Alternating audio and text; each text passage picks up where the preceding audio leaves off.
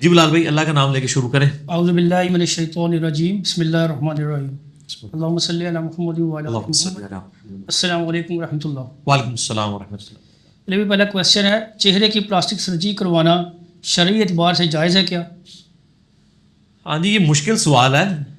چہرے کی plastic surgery کے حوالے سے یہ دیکھنا ہوگا یہ کس لیے کروائی جا رہی ہے.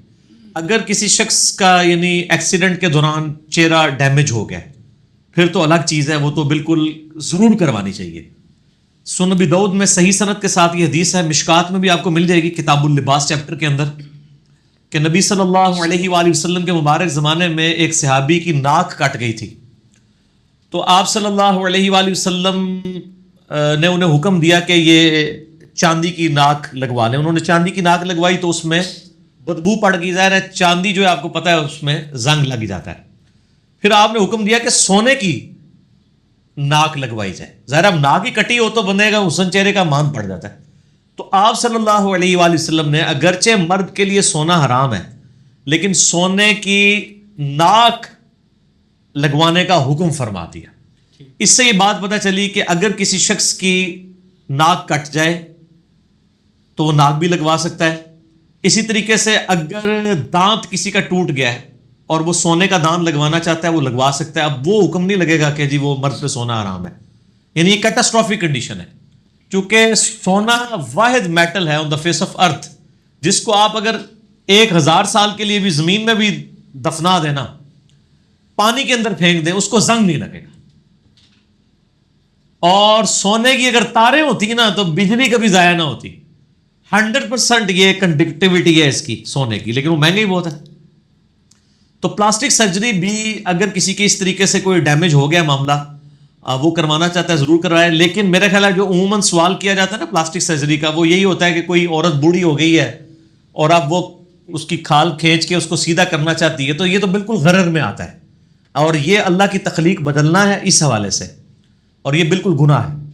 اگر کوئی جوان عورت ہے اور اس کے دانت ٹیڑھے نکلے ہوئے ہیں اور اس کو اب یہاں پہ تارے لگوا کے دانت سیدھے کرنے پڑتے ہیں، تو اگرچہ یہ بھی تخلیق بدلی جا رہی ہے لیکن یہ تخلیق وہ بدلی جا رہی ہے جو آلریڈی خراب ہے، اس کو سیدھا کیا جا سکتا ہے. سورہ نساء کی آیت نمبر 119 ہے نا، شیطان نے کہا تھا وَلَآمُرَنَّهُمْ فَلَا يُغَيِّرُنَّ خَلْقَ اللَّهِ، کہ میں تیری مخلوق کو ابھاروں گا کہ وہ اللہ کی بنائی ہوئی تخلیق کو بدلیں گے. بعض تخلیق کا بدلنا وہ سنت میں داخل ہے، جیسے صحیح مسلم میں حدیث ہے کہ 10 چیزیں جو ہیں وہ فطرت میں داخل ہیں. ان میں سے زیر ناف بال مونڈنا، حالانکہ یہ بھی فطرت بدلی جا رہی ہے، فطرت میں تو اگ رہے ہیں لیکن مونڈنے.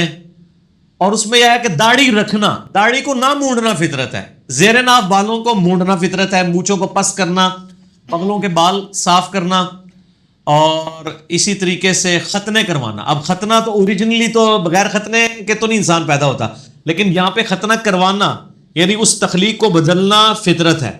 کہیں پہ تخلیق بدلنا فطرت ہوتی ہے، کہیں پہ تخلیق کو نہ بدلنا فطرت.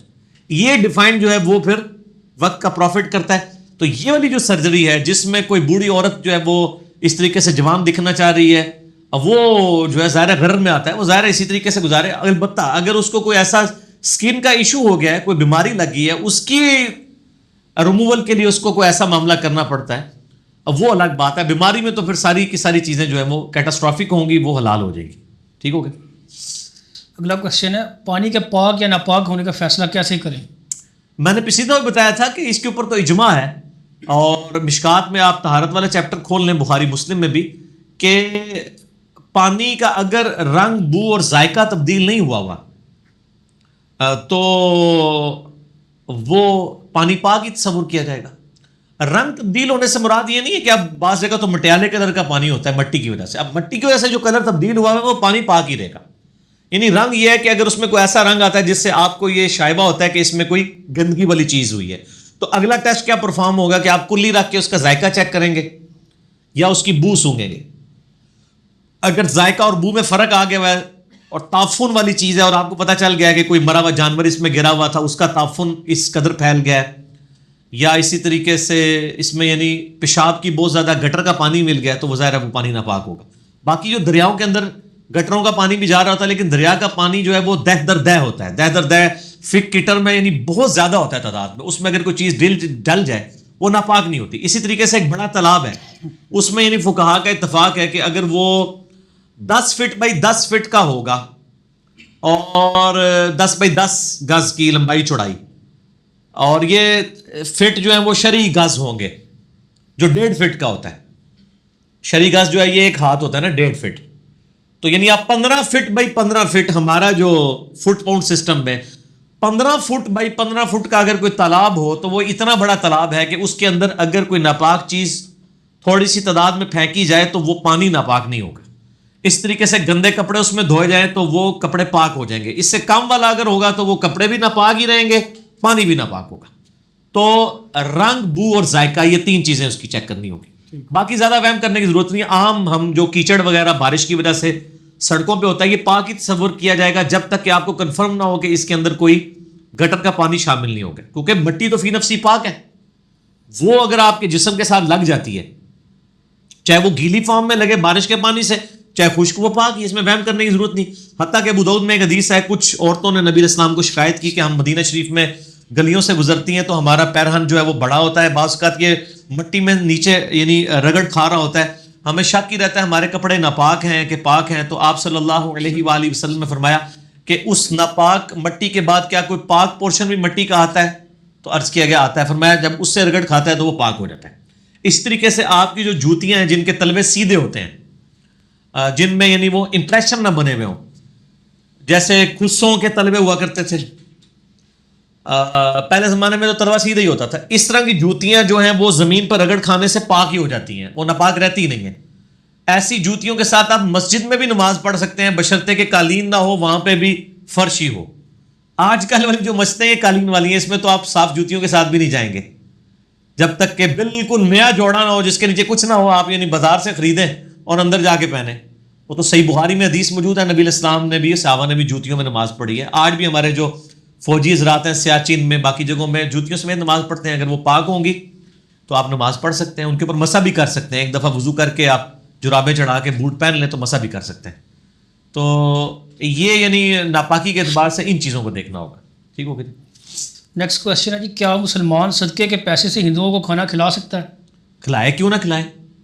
جو فرض صدقہ ہے نا اور جو منت کا صدقہ ہے, اس کے اولین حقدار تو ہیں مسلمان.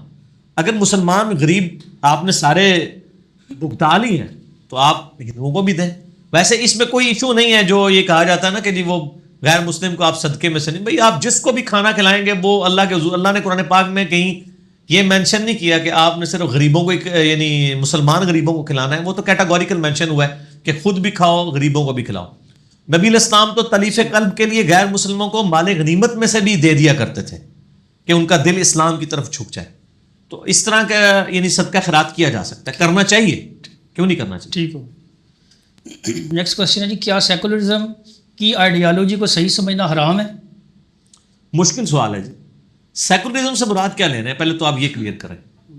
اگر آپ سیکولرزم سے مراد اسٹیبلش سیکولرزم لے رہے ہیں, جس کی ڈیفینیشن اب میں کرنے لگا ہوں کہ دین کو جو ہے وہ حکومتی معاملات سے الگ رکھنا چاہیے, تو یہ تو غیر اسلامی ہے.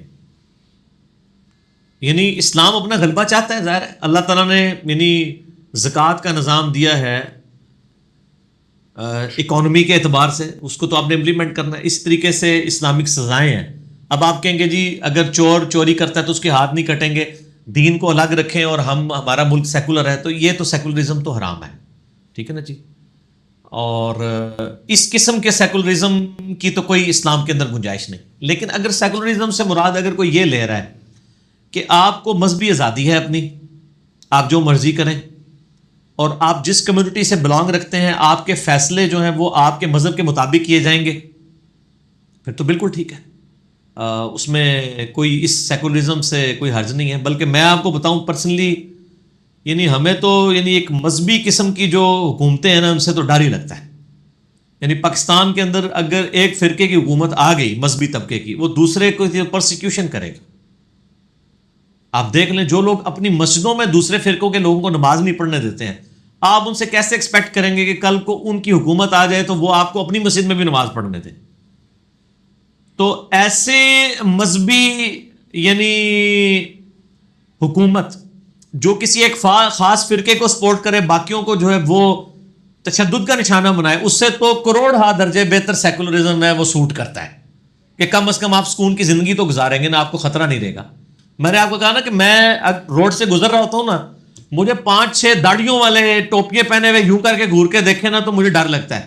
اس کی بجائے 500-600 گورا بھی مجھے یوں دیکھے مجھے ڈر نہیں لگے گا.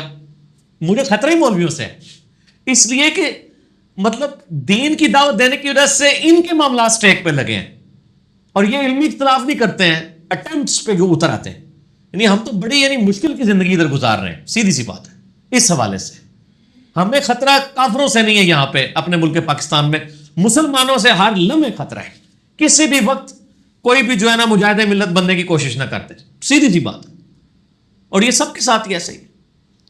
آپ دیکھیں کہ آپ کسی مسجد کے اندر آمین تھوڑی سی بلند آواز میں کہہ دیں اور وہ مسلک اس کو نہ مانتا ہو تو آپ امام مسجد دیکھیں آپ کے ساتھ کیا سلوک کرے. یہ تو آپ تھوڑی سعودی عرب کا چینل نظر آنا شروع ہوا ہے، لوگوں میں تھوڑی بہت ٹالرنس آئی ہے. پہلے تو یہ بھی ٹالرنس نہیں تھی، مسجد دھوتے تھے، مسجد سے نکال دیا کرتے تھے. نیکسٹ کوشچن ہے جی، کیا حنفی مسلک میں سر کا مسح 1/3 کرنا چاہیے؟ شریعت میں اس کا کیا حکم ہے؟ یہ شریعت انہوں نے خود ہی بنائی ہے جی، 1/4 مسح. قرآن میں تو واضح ہے سر کا مسح کرو. 1/3 1/3 کا تو ذکر نہیں، 1/4 کرتے ہیں. یہ کہتے ہیں چوتھائی سر کا مسح فرض ہے، پورے سر کا سنت ہے. ہم کہتے ہیں پورے سر کا ہی سنت ہے اور پورے سر کا ہی فرض ہے، کیونکہ قرآن پاک نے کوئی تفریق نہیں کی ہے. سورۃ المائدہ آپ خود پڑھ کے دیکھ لیں، وضو کے 4 فرائض جو آئے ہیں کہ چہرہ دھو، اس میں تو یہ نہیں کہتے 1/3 دھو، دونوں ہاتھ کونیوں تک، بالکل، تو وہ لمٹ ڈیفائن کر دی نا. جی. اور سر کا مسح کرو، اس میں کوئی لمٹ ڈیفائن نہیں کی ہے. وہ سر کا مسح بخاری مسلم کھول کے دیکھیں، نبی علیہ السلام یوں ایک دفعہ پیچھے لے کے جاتے تھے پھر یوں ہے واپس لے کے آتے تھے. اور کانوں کا مسح سنت ہے، وہ فرض نہیں ہے. سر کا مسح جو ہے وہ فرض ہے، تو چوتھائی نہیں ہے، پورے سر کا ہی مسح کرو. ٹھیک ٹھیک. نیکسٹ کوشچن ہے جی، گروی مکان کی شرعی حیثیت کیا ہے؟ جائز ہے. نبی علیہ السلام کے مبارک زمانے میں بھی یہ رواج تھا کہ آپ قرض لے سکتے ہیں چیز کو گروی رکھنے کے عوض، یہ جائز ہے. نیکسٹ کوشچن ہے، اللہ تعالیٰ نے فرشتوں کو نور سے، جنوں کو آگ سے، انسانوں کو مٹی سے پیدا کیا، جانوروں کو کس چیز سے پیدا کیا؟ یہ صحیح مسلم میں حدیث ہے کہ اللہ تعالیٰ نے فرشتوں کو نور سے اور جنات کو آگ سے اور انسان کو مٹی سے پیدا کیا. اور یہ تو قرآن میں بھی آیا ہے سورۃ الحجر میں کہ ہم نے جنات کو جو ہے وہ آگ کی لپٹ سے پیدا کیا اور انسان کو مٹی سے پیدا کیا. اور فرشتوں کا جو ہے وہ حدیث کے اندر آیا ہے. باقی رہے جانور بھی ظاہر ہے مٹی سے پیدا ہوئے. سورۃ الانبیاء کی آیت نمبر 30 میں آیا نا کہ ہم نے ہر زندہ چیز پانی سے پیدا کی ہے. انسان بھی پانی سے پیدا ہوا ہے. پانی، مٹی، یہ سارے انگریڈینٹس ہیں نا. جیسے چائے بنانے کے لیے دودھ بھی چاہیے ہوتا ہے، پتی بھی، چینی بھی، ساری چیزیں ہی ہوتی ہیں نا. مین انگریڈینٹ جو ہے وہ پانی ہے. تمام زندہ چیزیں پانی سے پیدا ہوں گی. اور قرآن حکیم میں یہ بھی آیا کہ ہم نے اسی مٹی سے تمہیں پیدا کیا، اسی میں تم لوٹائے جاؤ گے، اسی کی خوراک سے ہم پروان چڑھتے ہیں. تو یہ جو جانور ہیں وہ بھی مٹی سے ہی پیدا ہوئے. حضرت زبیر علیہ السلام کا گدھے کا جو ذکر آیا ہوا ہے وہ مٹی ہو گیا تھا. وہ مٹی ہو گیا تھا تو وہ دوبارہ سے ہڈیوں پہ اللہ تعالیٰ نے گوشت چڑھا دیا. تو اس پہ اتفاق ہے کہ وہ مٹی سے ہی پیدا. تو یہ ویسے انفارمیشن کے لیے ہوتی، باقی اس سے کوئی دین کے ساتھ تو کوئی تعلق نہیں چیزوں کا کہ اس سے کوئی دینی مسئلہ پتہ چلے. نیکسٹ کوشچن ہے، کیا یزیدی اور ناصبی میں کوئی فرق ہے؟ اس دور میں تو تقریباً ایک جیسے ہی ہو چکے ہیں. بالکل صحیح کہہ رہے ہیں. ہاں، وہ اس لیے کہ دیکھیں یزیدی تو وہ ہیں جو یزید کو سپورٹ کرتے ہیں حسین علیہ السلام کے مقابلے پہ، اور وہ کلیم کہتے تھے کہ جی ہم دیکھیں حضرت علی سے بغض نہیں رکھتے ہیں. لیکن ہم نے تو دیکھا ہے جب کوئی یزیدی ہوتا ہے تو اللہ تعالیٰ کی لعنت اس پہ ایسی پڑتی ہے کہ وہ ناصبی ہو ہی جاتا ہے. حضرت علی کے بغض میں بھی وہ مبتلا ہو ہی جاتا ہے.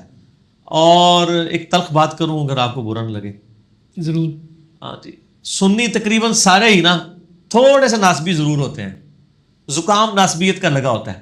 اس کا طریقہ یہ ہے کہ آپ محرم کے مہینے میں آپ ذرا سنیوں کی کسی مسجد میں بھی، چاہے وہ بریلوی ہوں سنی، جو بندی سنی ہو یا اہل حدیث سنی ہو، آپ محرم کا جمعہ حضرت علی حسین کے فضائل پہ پڑھا دیں اور تھوڑا سا یزید کو کنڈیم کر دیں، اور پھر آپ ان کی عوام سے اور وہاں جو مولوی بیٹھے ہیں ان سے فیڈ بیک لے لیں، تو وہ آپ کو پتہ چل جائے گا کہ ناصبیت کس طریقے سے گھسی ہوئی ہوتی ہے.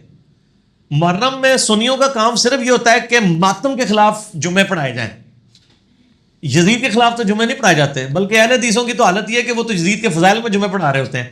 یہ تو اب تھوڑا ہمارے وجہ سے تھوڑی چینج آئی ہے جب ہم نے بخاری مسلم سے ناصبیت کے خلاف حدیث لوگوں کے سامنے ہائی لائٹ کی ہیں، ادروائز پہلے ان کا حال کیا تھا. اب دیکھیں وہ مولوی جو کل تک مولا علی نہیں کہتے تھے، شرک سمجھتے تھے، اب وہ مولوی بھی سرخ رومال والے مولا علی کہہ رہے ہیں. نیچے لوگوں نے کمنٹس بھی کہے کہ یہ کہ جناب ہوں مولا علی ہو گیا، پہلے نہیں سی مولا علی، پہلے شرک سی. من کنت مولاہ فہذا علی مولاہ، یہ حدیث متواتر 21 صحابہ سے ہے. یہ میری دنیا میں آنے سے پہلے سے حدیث موجود تھی، لیکن جب ہماری ویڈیوز آئی ہیں پھر کیا حدیث کو پتہ چلا ہے اور انہوں نے بیان کرنا شروع کیا ہے. اور پھر غدیر خم کی حدیث قرآن اہل بیت میں کس جگہ کے اوپر انہوں نے مطلب وہ 3 کتابوں کے اندر میرا ایک کلپ ہے کہ انہوں نے یعنی علمی خیانت کر دی ہے، اہل بیت کو ہٹا کے مسلم شریف کی حدیث میں وہاں پہ سنت ڈال دی ہے. ٹھیک ہے نا، سنت والی روایت تو حاکم کی ہے، وہ الگ سے. تو یہ میرا خیال ہے پریکٹیکلی تو یہ نازمی ہے. ٹھیک ہے نا، کہ حضرت علی سے بغض ہو ہی جائے گا جب حسین علیہ السلام سے کسی کو بغض ہوگا یا ان کو نیچے کرنے کی کوشش کرے گا. اور میرا ان کو مشورہ ہے، اگر یہ اتنے کانفیڈنٹ ہیں، ہم حضرت میر معاویہ رضی اللہ تعالیٰ عنہ کو صرف ایک بینیفٹ دیتے ہیں کہ صحابی ہونے کی وجہ سے ہم ان پہ لعنت کے قائل نہیں ہیں. باقی جو کچھ انہوں نے امت کے ساتھ کیا، جو بخاری مسلم نے کلیئر بتایا کہ انہوں نے جس طرح کا نظام حکومت چلایا ہے، صحابہ کا قتل عام ہوا ہے ان کے دور کے اندر، انہوں نے کروایا. حجر بن عدی کا قتل کروایا، جس پہ حضرت عائشہ نے کہا تھا کہ معاویہ اللہ کو کیا منہ دکھائے گا. اور حجر بن عدی نے کہا تھا کہ مجھے میرے انہی کپڑوں میں دفن کرنا، میں پورے صراط پہ معاویہ کا گریبان پکڑوں گا. اور المستدل علاقے میں آپ صحابہ کا چیپٹر کھولیں، حجر بن عدی کا چیپٹر کھولیں، یہ ساری حدیثیں آپ کو مل جائیں گی. باقی بخاری مسلم سے تو میرا ایک کلپ چڑھا ہے نا، رپلائی ٹو مولانا الیاس قادری آن حضرت معاویہ رضی اللہ تعالیٰ عنہ. تو اگر یہ اتنے کانفیڈنٹ ہیں نا، میں کہتا ہوں یہ ان کو چاہیے دعا کریں کہ اللہ تعالیٰ ان کا حشر یزید کے ساتھ کرے. میں یہ دعا کرتا ہوں اللہ تعالیٰ میرا حشر حسین اور علی کے ساتھ کرے. بس اگر ان میں اعتماد ہے تو یہ دعا کریں. ہم تو کہتے ہیں ہمارا حشر جو ہے خلفائے راشدین ابو بکر عمر عثمان و علی کے ساتھ ہو. یہ اگر سمجھتے ہیں کہ یزید جنتی ہے، جو ان کو ابن تیمیہ نے ایک پٹی پڑھا دی تھی، تو یہ کہیں کہ ابن تیمیہ کا حشر بھی یزید کے ساتھ ہو، اس کے محبت کرنے والوں کا بھی حشر یزید کے ساتھ ہو، فوراً ہاتھوں کو کامنا شروع ہو جاتے ہیں. وانتم تعلمون، ان کو پتہ تو اندر سے ان کو ہے، انہوں نے کام ڈالا ہوا ہے. ٹھیک ہے نا. اب تو ہمارا جب ریسرچ پیپر آیا یہ واقعہ کربلا کا پس منظر والا 72 صحیح الاسناد حدیث کی روشنی میں، اس نے تو سارا ٹروتھ ریویل کر دیا. تو میرا خیال ہے اس ٹاپک کو ادھر تک ہی رہ لیتے ہیں. جی آپ کو پتہ ہے میرا جذباتی ٹاپک ہے. نیکسٹ کوشچن ہے جی، اللہ نے آزمائش کے لیے انسانوں کو سیدھا زمین پر کیوں نہیں بھیجا؟ جنت میں امتحان یا آزمائش کیوں لی گئی؟ دیکھیں ول آف گاڈ ہے. ول آف گاڈ میں آپ چیلنج نہیں کر سکتے کہ اللہ تعالیٰ نے اولاد کی پیدائش کا ذریعہ ماں کو کیوں بنایا، باپ کو کیوں نہیں بنایا. یہ بھی تو سوال ہو سکتا ہے. ول آف گاڈ، یہ بھی ول آف گاڈ، یہ تو ہے اصولی جواب. باقی اس کے اوپر کافی علماء نے یعنی کلام کیا ہے کہ بیسیکلی اللہ تعالیٰ نے ایک پروٹوٹائپ کے طور پہ انہیں جنت میں رکھا تاکہ ان کو یہ بتایا جائے کہ اللہ تعالیٰ نے کچھ چیزیں منع کی ہوئی ہیں، کچھ حلال کی ہوئی ہیں. اس کا ایک چھوٹا سا آبجیکٹو ٹائپ ٹیسٹ ہوا جس میں وہ فیل ہوئے. پھر اس کے بعد بتایا کہ جب آپ فیل ہو جائیں تو معافی کے ذریعے پاس ہونا ہے اور آئندہ نہ کرنے کا عہد کرنا ہے، اور انہوں نے معافی مانگی. تو اس لیے ان کو اللہ تعالیٰ نے ایک جنت میں ایک پروٹوٹائپ کے طور پہ یہ چیز طے کروائی تاکہ زمین پہ جا کے جب بڑا امتحان ان کے اوپر آئے اس امتحان میں ان کو پتہ چلے. اور سورۃ الاعراف کے اندر اللہ تعالیٰ نے واضح فرمایا کہ ہم نے قصہ آدم اور ابلیس اس لیے لوگوں سے بیان کیا ہے تاکہ لوگوں کو یہ پتہ چل جائے کہ ابن آدم کو یہ بات پتہ چل جائے کہ جس طرح ان کے ماں باپ کو شیطان نے ورگلا دیا تھا کہیں اس سے ورگلانا پہ.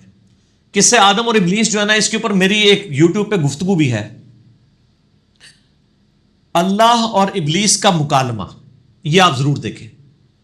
یعنی بعض لوگوں نے کہا کہ جی یہ یعنی وہ شیطان جو ہے وہ اللہ کو سجدہ کرنا چاہتا تھا، نبی کو نہیں کرنا چاہتا تھا. یہ وجہ نہیں تھی، وہ تو اللہ کا نافرمان تھا بیسیکلی. اس کو اور رنگ دیتے ہیں. اور میں نے آپ کو بتایا تصوف کی کتابوں میں تو بہت خطرناک باتیں لکھی ہوئی ہیں. آپ کشف المحجوب جو ٹیکسٹ بک مانی جاتی ہے تصوف کی، فارسی کے اندر شروع کی کتابوں میں سے، اس میں آپ جو تصوف کے 12 فرقے ہیں نا 14ویں چیپٹر میں، اس میں آپ 11ویں فرقے میں جمع و تفرقہ کا بیان سب چیپٹر اس میں چلے جائیں.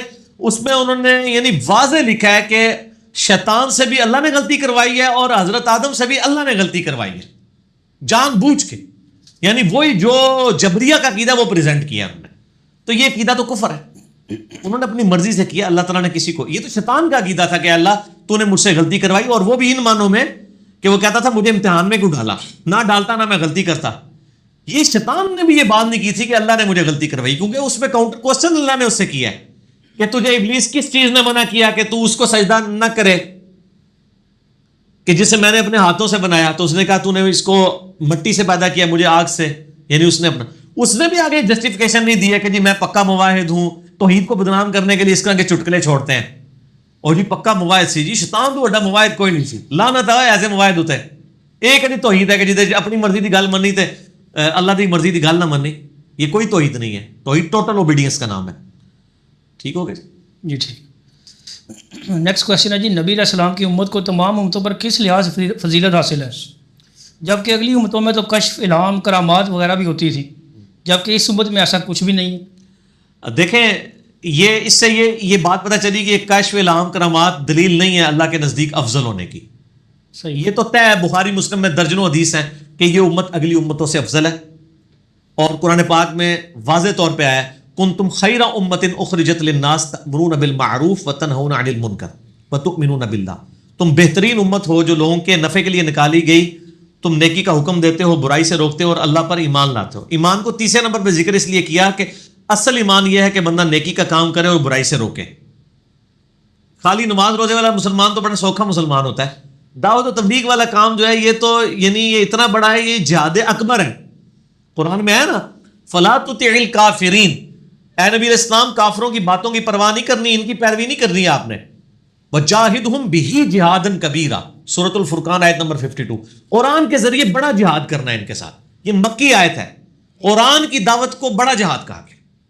ٹھیک ہو گیا؟ تو یہ یعنی اتنا مشکل کام ہے، یہ جو منصب اس امت کو ملا ہے نا، نبیوں والا کام، اس وجہ سے یہ اگلے نبیوں کی امت سے افضل ہے۔ ٹھیک ہو گیا؟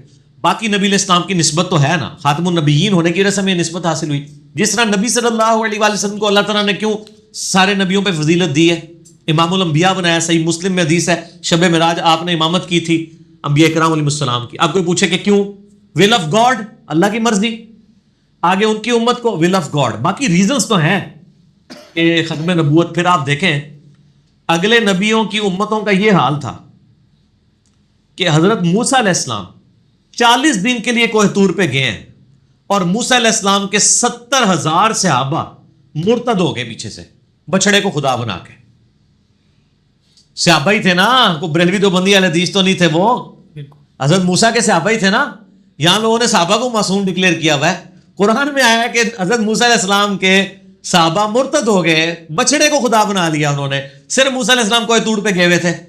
یہاں آپ دیکھیں ہمارے نبی کے کیس میں آج نبی علیہ السلام کو دنیا سے گئے 1400 سال آلموسٹ ہو چکے ہیں، لیکن ماشاءاللہ دین اپنی اصلی فارم میں بلک کے اندر موجود ہے، کم از کم قرآن محفوظ ہے، حدیث کی کتابیں موجود ہیں۔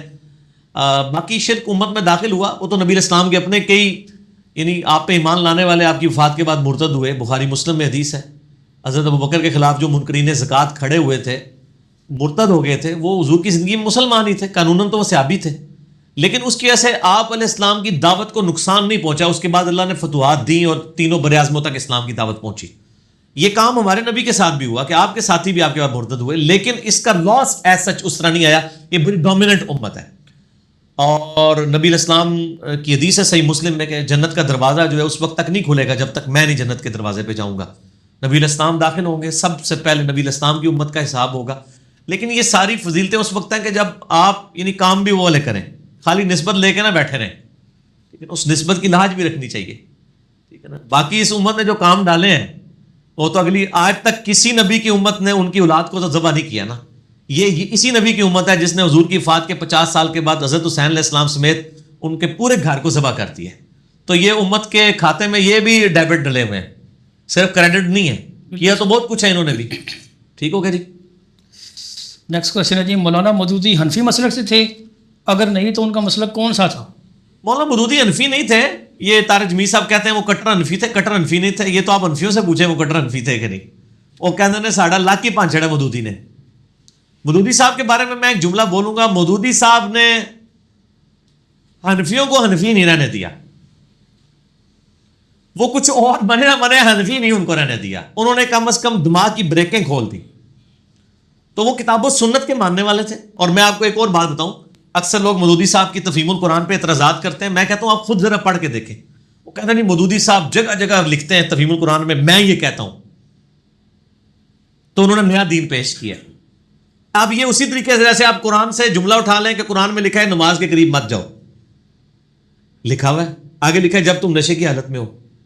قرآن میں یہ بھی لکھا ہے کہ حضرت عیسیٰ علیہ السلام اور سیدہ مریم, حضرت عیسیٰ علیہ السلام اللہ کے بیٹے ہیں, لیکن یہ بھی سال لکھا ہے یہ کفر ہے. مودودی صاحب نے کیا کیا ہے کہ وہ جب قرآن کی تفسیر کرتے ہیں جہاں پہ اختلافی موضوعات آتے ہیں وہ احادیث اور کراس ریفرنس کے طور پہ آیات لے کے آتے ہیں. اس کے بعد وہ بتاتے ہیں کہ اس مسئلے میں امام حنیفہ کی یہ رائے ہے, امام شافعی کی یہ رائے ہے, امام احمد بن حنبل کی یہ رائے ہے, امام مالک کی یہ رائے ہے, امام اوزائی کی یہ رائے ہے, امام جعفر صادق کی یہ رائے ہے. سارے بڑے بڑے ائمہ کی آراء وہ لکھتے ہیں, اینڈ پہ وہ کہتے ہیں اور میرے نزدیک یہ رائے بہتر ہے.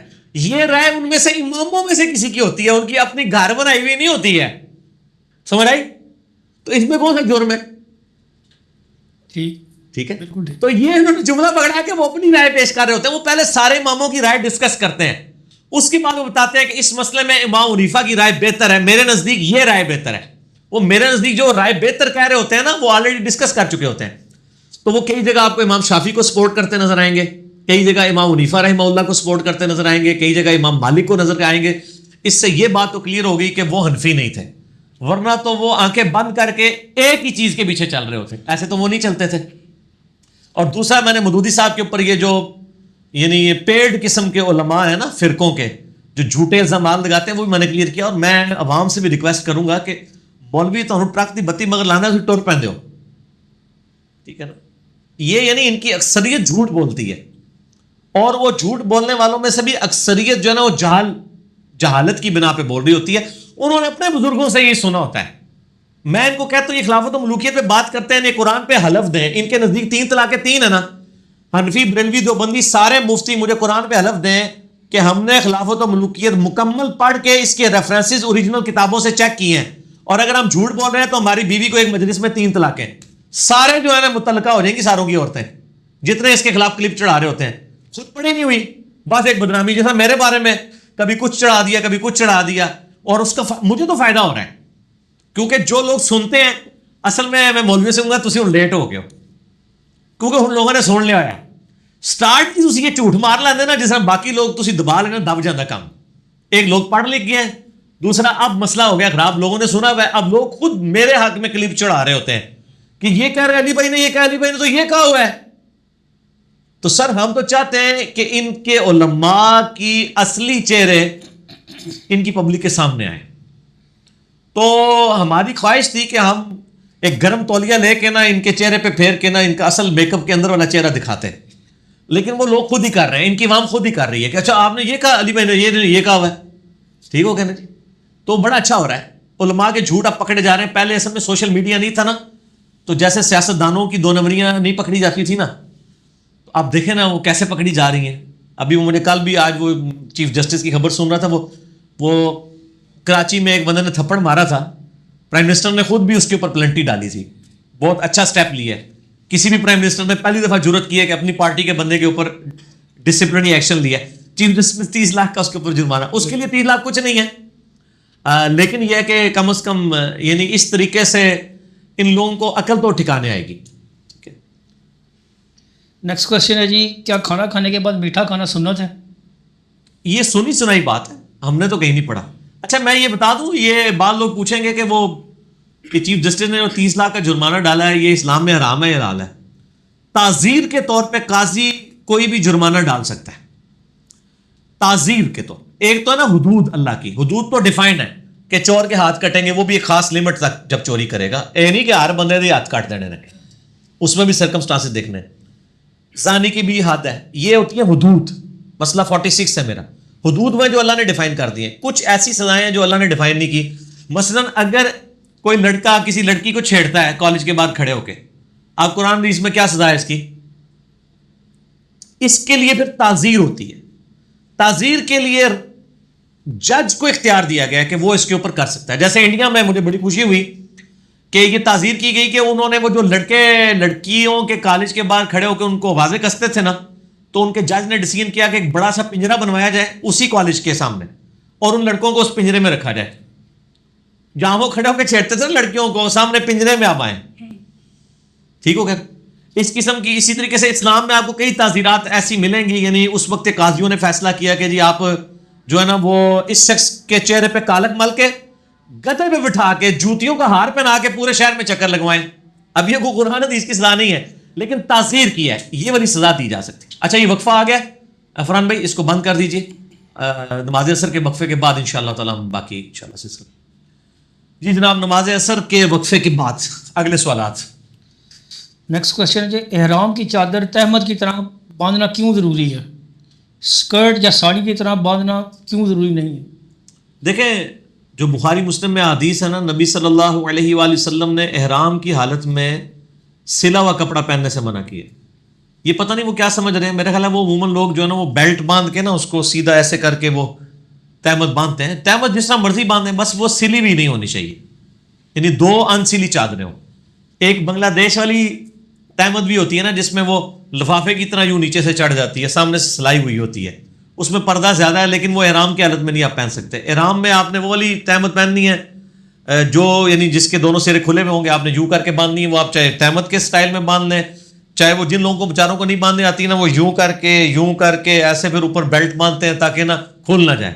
ان لوگوں نے خود سے بنایا, آپ جس طریقے سے مرضی باندھ. اور یہ تہمت جو ہے یہ ضروری نہیں ہے کہ آپ نے جو احرام پہنا ہوا ہے اسی کے اندر آپ نے حج کرنا ہے. آپ روزانہ 2 چادریں بدلیں بے شک. اصل میں حج کے دنوں میں آپ نے سلے ہوئے کپڑے نہیں پہننے. یہ نہیں کہ جو آپ نے ایک احرام پہن لیا ہے اب آپ نے جو ہے وہ 5 دن تک وہی پہن کے رکھنا ہے, چاہے گندا بھی ہوتا رہے, کوئی حرج نہیں. پسینے میں آپ چینج کر لیں. یہ تو آج کے زمانے کی بات ہے نا. اگلے زمانوں میں تو لوگ پیدل جب حج کے لیے نکلتے تھے تو میقات کے بعد بھی ان کو 3 ہفتے پیدل سفر کرنا پڑتا تھا. تو 3 ہفتے تک کیا انہوں نے ایک ہی احرام پہنا ہوا ہوتا تھا؟ احرام تو وہاں سے باندھ لیا نا. احرام 2 چادروں کا نام ہے, ان کے لیے وائٹ ہونا بھی ضروری نہیں ہے. کوئی سی 2 چادریں ہوں, بس آپ روزانہ بے شک کپڑے بدلیں. وہ چادر اتار کے کوئی اور باندھ لیں. وہ والی میلی ہو جاتی ہے یا وہ گندی ہوئی ہے یا آپ کو اس میں سے پسینے کی بدبو آ رہی ہے, وہ ریپلیس کر کے اور باندھ لیں. بس جب تک آپ احرام کی پابندیوں سے آزاد نہیں ہوتے نا اس وقت تک آپ انسلی 2 چادریں پہن کے رکھیں گے. اور نبی صلی اللہ علیہ وآلہ وسلم کی عام حالت میں بھی لباس یہ 2 چادریں ہوا کرتی تھی. کبھی آپ کرتا پہن لیتے تھے تہبند کے اوپر, اور کبھی تہبند کے اوپر آپ صلی اللہ علیہ وآلہ وسلم یوں چادر لے لیا کرتے تھے. اسی لیے حدیث میں آتا ہے نا کہ آپ نے دعا کے لیے ہاتھ بلند کیے تو بغلوں کی سفیدی نظر آئی. کرتے میں تو بغلوں کی سفیدی نظر نہیں آتی, لیکن اگر میں نے کرتا اتار کے صرف چادر اوڑھی ہوئی ہو اور میں یوں ہاتھ اٹھاؤں سر سے اوپر سنت کے مطابق تو یہ میری بغلوں کی سفیدی ظاہر ہو جائے گی. ٹھیک ہو گیا. تو وہ عمومی لباس بھی تھا آپ صلی اللہ علیہ وآلہ وسلم. نیکسٹ کوشچن ہے جی, جوائنٹ فیملی سسٹم میں رہنے والی خواتین کا چہرے کا پردہ نہ کر سکیں تو اس میں شریعت کا کیا حکم ہے؟ دیکھیں مسئلہ مہمانوں کا آنا جانا لگا رہتا ہے بعض اوقات. مسئلہ نمبر 161B جو ہے وہ عورتوں کے پردے کے مسائل سے ریلیٹڈ میں نے کچھ 2.25 گھنٹے گفتگو کی تھی. اس میں نے بتایا تھا کہ جوائنٹ فیملی سسٹم میں جب آپ کے پاس کوئی اور گھر نہیں ہے الگ رہنے کے لیے تو وہاں پہ پھر جو بہت قریبی رشتہ دار ہیں ان سے ظاہر ہے کہ جو اس کے آپ کے ساتھ رہ رہے ہیں وہ پھر آنکھوں کا ہی پردہ ہوگا. چہرے کا پردہ تو ظاہر پاسبل نہیں ہے, لیکن یہ ہے کہ وہ سکارف وغیرہ پہن کے رکھیں, چہرہ بے شک کھلا رکھ لیں, اور اس میں نگاہوں کا پردہ ہوگا. وہاں سے دونوں طرف سے پردہ ہونا چاہیے. دیور کا کام بھی ہے کہ وہ بھی پردہ کرے اور بھابھی کا کام ہے کہ وہ بھی پردہ کرے. پردوں سے مراد آنکھوں کا پردہ. قرآن میں پہلا پردہ تو یہ ہے نا. اسی لیے غد بصر میں مسئلہ 161A جو ہے میرا 17 احادیث میں نے غد بصر پہ بیان کی تھی, نگاہوں کو نیچے رکھنے پہ. اور 161B کے اندر میں نے عورتوں کے پردے کے احکام بتائے تھے. اور قرآن حکیم میں سورہ نور میں مردوں کا پردہ پہلے آیا ہے کہ مسلمان مردوں سے کہو کہ اپنی نگاہیں نیچی رکھیں. پھر آیا کہ مسلمان عورتوں سے کہو کہ اپنی نگاہیں نیچی رکھیں. دونوں میں پردہ کرنا ہے. ٹھیک ہوگا جی. بال عورتوں کا ایک سٹیپ زیادہ ہے کہ وہ اپنا چہرہ بھی ڈھانپیں گی, لیکن جوائنٹ فیملی سسٹم میں ظاہر ہے جوائنٹ فیملی سے مراد جو اکٹھے رہ رہے ہیں. اب یہ نہیں ہے کہ جوائنٹ فیملی سسٹم میں باہر سے کوئی رشتہ دار آ رہے ہیں تو عورتیں ان کے سامنے بھی چہرہ کھلا رکھیں, تو یہ غلط ہے. اگلا کوشچن ہے, ایک مفتی صاحب کہتے ہیں کہ مکتب الشاملہ معتبر نہیں رہا کیونکہ غیر مقلدین نے اس کو تبدیل کر دیا ہے. آپ اس میں کیا رائے؟ یہ مفتی صاحب کون سے جاہل مفتی صاحب ہیں؟ میرا خیال ہے کسی مکتب فکر کے مفتی صاحب یہ نہیں کہتے. یہ کوئی بہت ہی جاہل آدمی ہے. کراچی والے مکتبۃ شاملہ ہے, کراچی والے تو نہیں کہیں, کراچی والا نہیں ہوگا, وہ ہیں لیکن اتنے نہیں ہیں. اچھا, وہ مکتبۃ شاملہ جو ہے نا میرے بھائی وہ تو سارے یوز کر رہے ہیں. اس کا طریقہ یہ ہے کہ وہ کہتے ہیں نا کہ اگر چینج کر دیا ہے انہوں نے تو اس کی پریکٹیکل مثال لے کے آئیں. وہ کہیں دیکھیں صحیح بخاری میں یہ حدیث تھی اور مکتبۃ الشاملہ میں حدیث کے الفاظ چینج ہو گئے. باقی کوئی اگر رائٹنگ مسٹیک کہیں کسی ایک آدھ جگہ پہ نقطے کا فرق آ جاتا ہے وہ تو ریٹن فارم میں بھی موجود ہے, لیکن ایسا ہوتا نہیں ہے. وہ کاؤنٹر چیک کرتے رہتے ہیں. یہ شڈول ہے جو انہوں نے چھوڑی ہے. پریکٹیکل مثال لے کے آئیں کہ جی یہ حدیثیں تھیں, یہ مکتبۃ الشاملہ سے انہوں نے نکال دی ہیں. بیسیکلی یہ وہ لوگ ہیں جنہوں نے قرآن حدیث سے دور کرنے کے لیے ہر وہ بہانہ اختیار کرنا ہے جو وہ سمجھتے ہیں کہ پبلک کو مترفع. ان کو کہ مکتبۃ الشاملہ تو چلے آپ سمجھتے ہیں یہ سافٹ ویئر جعلی ہے, آپ ذرا اصلی سافٹ ویئر کو لے آئیں, کوئی آپ لوگوں کو بتا دیں کہ قرآن پڑھ لو. وہ تو اپنی پبلک کو بھی قرآن حدیث نہیں ٹیکسٹ پڑھنے دیتے. میں نے آپ کو بتایا تھا ایک حنفی دیوبندی عالم نے کتاب لکھی ہے مناقب ابی حنیفہ. اس کے مقدمے میں اس نے لکھا ہے کہ دور حاضر میں حدیث کی کتابوں کے ترجموں نے گمراہی کا دروازہ کھول دیا ہے, کیونکہ ہماری پبلک ہمارے گاٹے فٹ ہو گئی ہے. اب لوگوں کو غلط مسئلہ بتاتے ہیں, وہ کہتے ہیں سر بخاری میں تو یہ لکھا ہے, آپ یہ بتا رہے ہیں. وہ کہتے ہیں اس سے بہتر تھا ترجمے نہ ہی کرتے. تو یہ ان کا اندر کی غلاظت کھل کے اب زبانوں پہ بھی آ گئی ہے. اور میں آپ کو حقیقتاً یہ بات کرتا ہوں, ان کا بس چلتا ہے یہ قرآن کا ترجمہ بھی نہ ہونے دیتے, کیونکہ قرآن کے ترجمے میں بھی نہیں نا ان کے عقیدے بیٹھتے. قرآن کوئی پڑھے گا تو وہ جب یہ سنے گا تقلید واجب ہے تو وہ کہے گا یار میں دیکھوں قرآن میں کہیں لکھا ہوا ہے تقلید واجب ہے, کہیں اماموں کے نام آئے ہوئے ہیں, تو اس کو تو پورا تانا بانا اللہ رسول اللہ رسول, تو وہ تو یہ سوچے گا یار اللہ رسول ہی ہونی چاہیے. بس گیا. ان کے سامنے آپ بات کریں کہ جی دیکھیں جی ہمیں چاہیے کہ ہم دیکھیں جو کچھ اللہ رسول نے قرآن و سنت میں آیا ہے اس پہ عمل کریں, تو یہ آپ کو فوراً تسی ماما نو نہیں من دے. یہ ان کی بیماری ہے. جیسے ہی آپ اس طرح کی بات کرتے ہیں نا تو وہ اس قسم کے ٹوٹکے ان کے پاس ہوتے ہیں. علمی کتابی بات ان کی علمی کتابی نہیں, جذباتی بات ہے. تو یہ مطلب آخری سانس لے رہے ہیں اپنے, لینے دیں ان کو. ٹھیک. نیکسٹ کوشچن ہے سنت داڑھی کی شیپ بہتر کرنے کے لیے ٹرم کروایا جا سکتا ہے؟ ٹرمنگ یعنی اس کو برابر چاروں طرف تینوں یعنی طرف سے ٹرمنگ صحیح مراد چوتھی تو نہیں بنتی ہے, 1 2 3 جن اگر کوئی کروا لیتا ہے جائز ہے. ٹرم کرا کے بالکل بھی چھوٹی کر دیتا ہے شاید افریدی صاحب کی طرح, تو داڑھی تو وہ بھی ہے, گناہ گار تو نہیں ہوگا, لیکن مٹھی داڑھی سنت ہے, سنت موقع ہے, مٹھی داڑھی ہونی چاہیے کم از کم. ہم تو میرے بھائی مٹھی کے بعد والے بال بھی نہیں کاٹتے, باقی ٹریمنگ کرانا جائز ہے, کیوں نہیں ہے. میرا کلپ ہے یوٹیوب کے اوپر, داڑھی کی لمبائی کتنی ہو, لاکھوں لوگوں نے دیکھا ہے, اس میں بہت لمبی لمبی داڑھی والوں کی فوٹو بھی لگی ہوئی ہے اس پہ, وہ آپ دیکھ لیں. نیکسٹ کوشچن ہے جی اگر تالاب میں نہاتے ہوئے کوئی شخص پیشاب کر دے تو تب بھی اس میں نہانے والے کا غسل ہو جائے گا؟ اس میں آگے 2 قسم کا آ رہا ہے کہ نہانے والے کا خود جو پیشاب کر گیا یا پھر کوئی اور نہا رہا ہے اور کسی نے پیشاب کر دیا, دونوں کا غسل ہو جائے گا اگر تالاب بڑا ہے. مجھے پہلے بتایا نا دہ در دہ ہے اگر تالاب, یعنی 15 فٹ بائی 15 فٹ کا تالاب ہے, اس میں اگر کوئی پیشاب کر دیتا ہے تو وہ اس کا استنجا بھی ہو جائے گا, اس کا غسل بھی ہو جائے گا. ٹھیک ہو گیا جی. نیکسٹ کوشچن ہے بغیر کوئی غلط عقیدہ رکھے ہاتھ یا گلے میں ڈوری یا دھاگا باندھنا کیسا ہے؟ کس لیے باندھنا چاہ رہا ہے وہ؟ بس ویسے فیشن کے طور پر. فیشن کے طور پہ باندھ رہا ہے تو پھر ظاہر اس کی نیت کا اعتبار ہوگا, اس پہ تو ہم فتویٰ نہیں لگائیں گے. فیشن کے طور پہ اور کام کریں نا, گھڑی باندھیں اور وقت کی قدر کریں اگر آپ نے کرنا ہے. خالی دھاگا باندھنے کی تو کوئی مسئلہ نہیں. پونچھ شلوار سے اوپر کرے جو اسلام کا فیشن ہے. ہاں اسلام کا فیشن ہے, لیکن وہ عورتوں نے کرنا شروع کر دیا ہے. عورتوں نے, ٹھیک بات. نیکسٹ کوشچن ہے ہمارے گاؤں میں واٹر سپلائی کا بل بہت زیادہ آ گیا, کیا ہم قربانی کا گوشت یا کھالیں بیچ کر بل ادا کر سکتے ہیں؟ نہیں, وہ تو نادر سے چیز ہے. یہ کیوں ہے؟ بل اس لیے زیادہ ہے کہ میرے بھائی آپ یہ سمجھتے ہیں کہ یہ مفت ہے, آپ ساتھ ساتھ بل ادا کرتے رہے. بہت تھوڑا بل ہوتا ہے, 100-150 روپے مہینے کا بل ہوتا ہے, جو آپ ایک دن میں بچے کو چپس کھلا دیتے ہیں نا مارکیٹ سے لے کے اور گندی نمکو وغیرہ, اتنا آپ کا مہینے کا پانی کا بل ہوتا ہے. وہ آپ نے نہیں دیا ہوا, 10-20 سال سے نہیں دیا ہوا. اب وہ کٹھے بل یا بل آتے تھے آپ جمع نہیں کراتے تھے, یہ کنے جمع کرانا ہے, وہ آپ کٹھے ڈلنے شروع ہو گئے ہیں لوگوں کو. ہمارے محلے میں بڑا شور مچا ہوا ہے. ہمارا گھر ہمارے محلے میں تھا جو ہم ہمیشہ سے بل جمع کرا رہے ہیں, ہمارا تو بل کوئی نہیں آیا. باقیوں کسی کا 18,000 آیا ہوا ہے, کسی کا 20,000 آیا ہوا ہے. تو وہ سر آپ نہیں, وہ یہ آپ ان سے جا کے آپ اس کو ڈیوائڈ کروا لیں گے جی ہم اتنے سالوں میں ادا کریں گے, تھوڑا تھوڑا کر کے ادا کر دیں. اس طرح کر کے وہ آپ کو کوئی اس کی ڈویژن کر دیں گے. ٹھیک ہے. اگلا سوال ہے بچے کے کان میں اذان دینے کا درست طریقہ کیا ہے؟ قرآن اور حدیث پھر اسی میں وضاحت کر. اجماع ہے جی کان میں اذان دینے کے مسئلے میں. جامع ترمذی میں حدیث ہے, امام ترمذی نے اسے صحیح کہا, بعض لوگ اسے ضعیف بھی کہتے ہیں. البتہ امام ترمذی نے اجماع نقل کیا ہے کہ مولا حسن علیہ السلام کے کان میں نبی علیہ السلام نے اذان دی تھی. باقی اقامت والا مسئلہ کوئی نہیں ہے, یہ کہتے ہیں ایک کان میں اذان دیں ایک میں اقامت, اور وہ کان کے لیے بھی انہوں نے باقاعدہ وہ ایک صفحہ موڑ کے نا تو اس کے کان کے پاس رکھ کے نا یوں کر کے اذان دے رہے ہوتے ہیں. اور میرے بھائی اس کے پاس کھڑے ہو کے قبلہ رخ ہو کے آپ اذان دے دیں, وہ کان سے ہی سنے گا, منہ سے نہیں سنے گا نہ ناک سے. کان میں اذان ہو رہی ہوتی ہے نا. کان میں اذان کا مطلب یہ نہیں کہ بالکل آپ نے اس وہ کان سے مراد ہے آپ نے پاس کھڑے ہو کے اس کے اذان دینا ہے, ادھر نہ ہو کے اس کے باز نہ آئے, کانوں میں پڑے گی, بس اذان دے لیں. اگر فجر کا وقت ہے تو فجر والی اذان دے دیں, اگر فجر کے علاوہ کوئی اور وقت ہے تو کوئی اور والی اذان دے دیں. اقامت کوئی ضروری نہیں, بس ایک دفعہ اذان دے دیں, دونوں کانوں سے ہی سنے گا. ٹھیک ہے. اگلا کویشچن ہے جی, یونس علیہ السلام کی دعا کو آیت کریمہ کیوں کہا جاتا ہے؟ یہ آیت کریمہ تو لوگوں نے نام دے دیا ہے, نام ڈیوائز کرنے میں کوئی حرج نہیں ہے.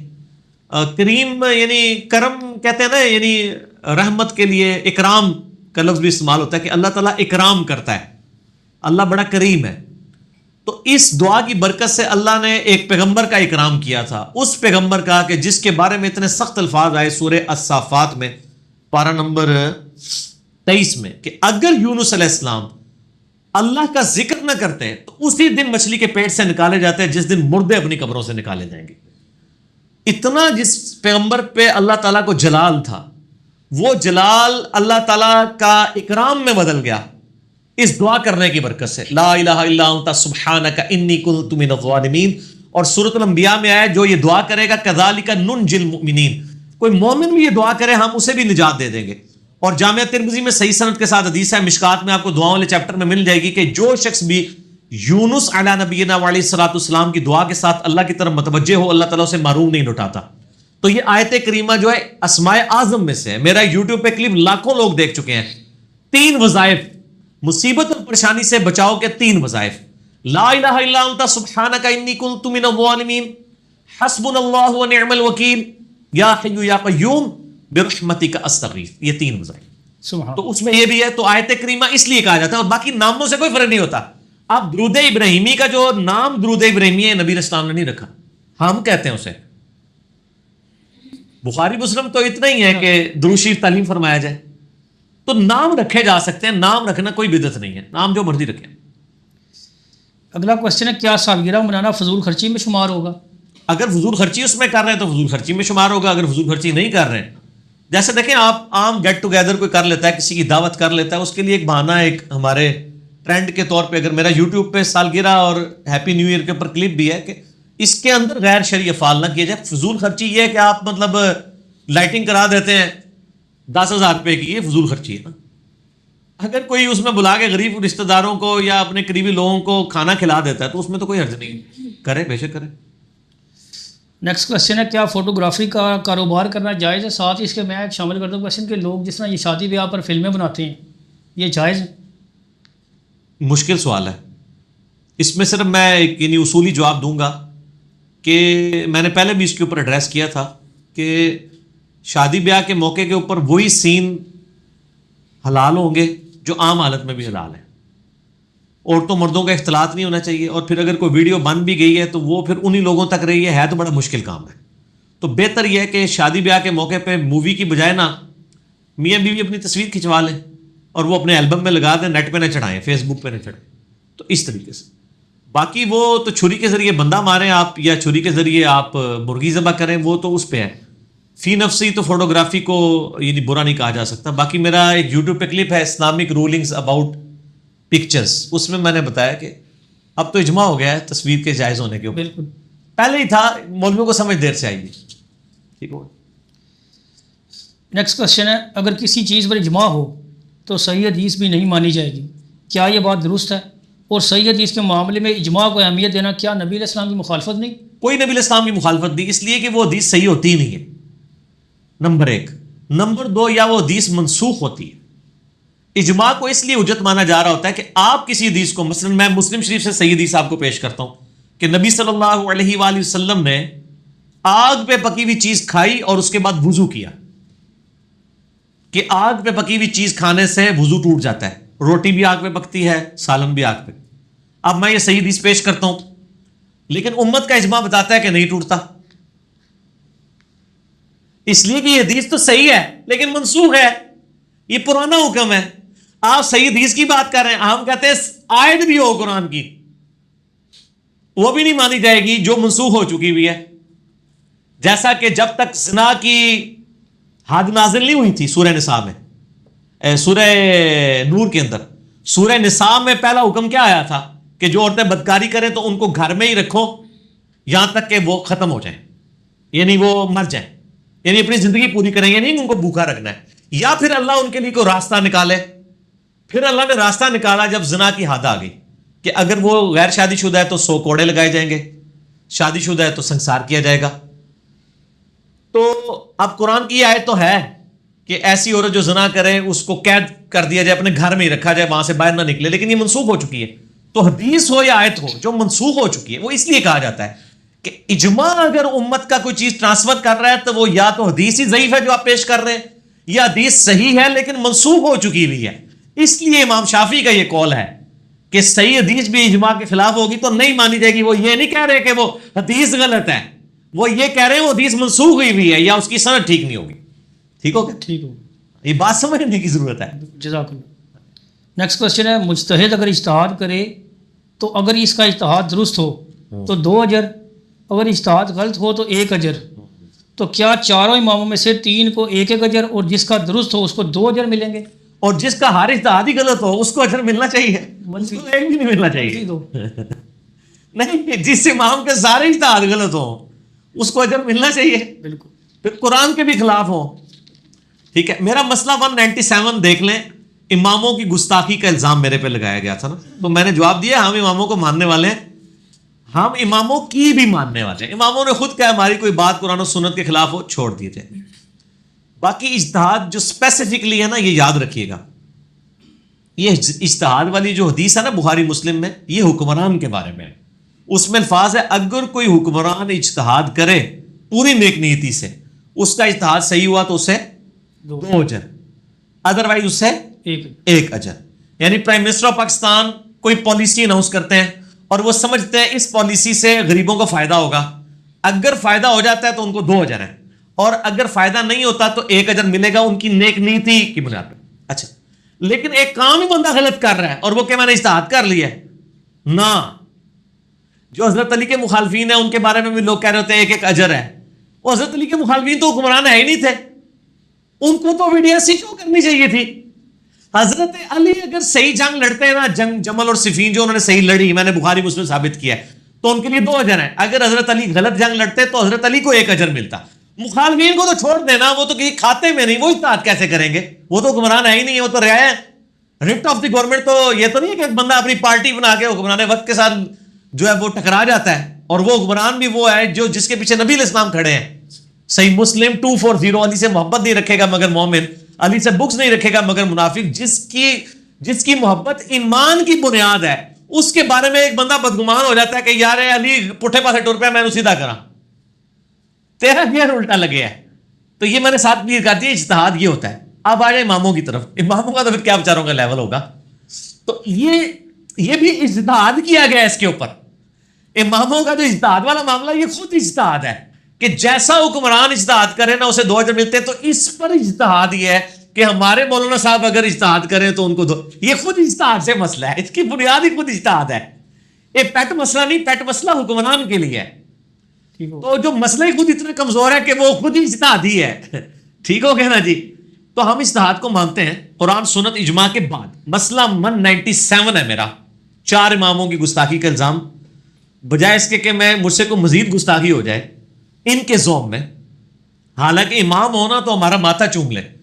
میں یہ وثوق سے کہتا ہوں کہ میں امام حنیفہ، امام شافعی، امام احمد بن حنبل، امام مالک رحمہم اللہ اجمعین وعلیہم السلام اجمعین کے سامنے اگر یہ کہوں نا کہ حضور آپ کی یہ بات اس حدیث سے ٹکرا رہی ہے، میں اس پہ چلوں یا آپ کی بات مانوں، تو وہ اس کو گستاخی نہیں مانیں گے.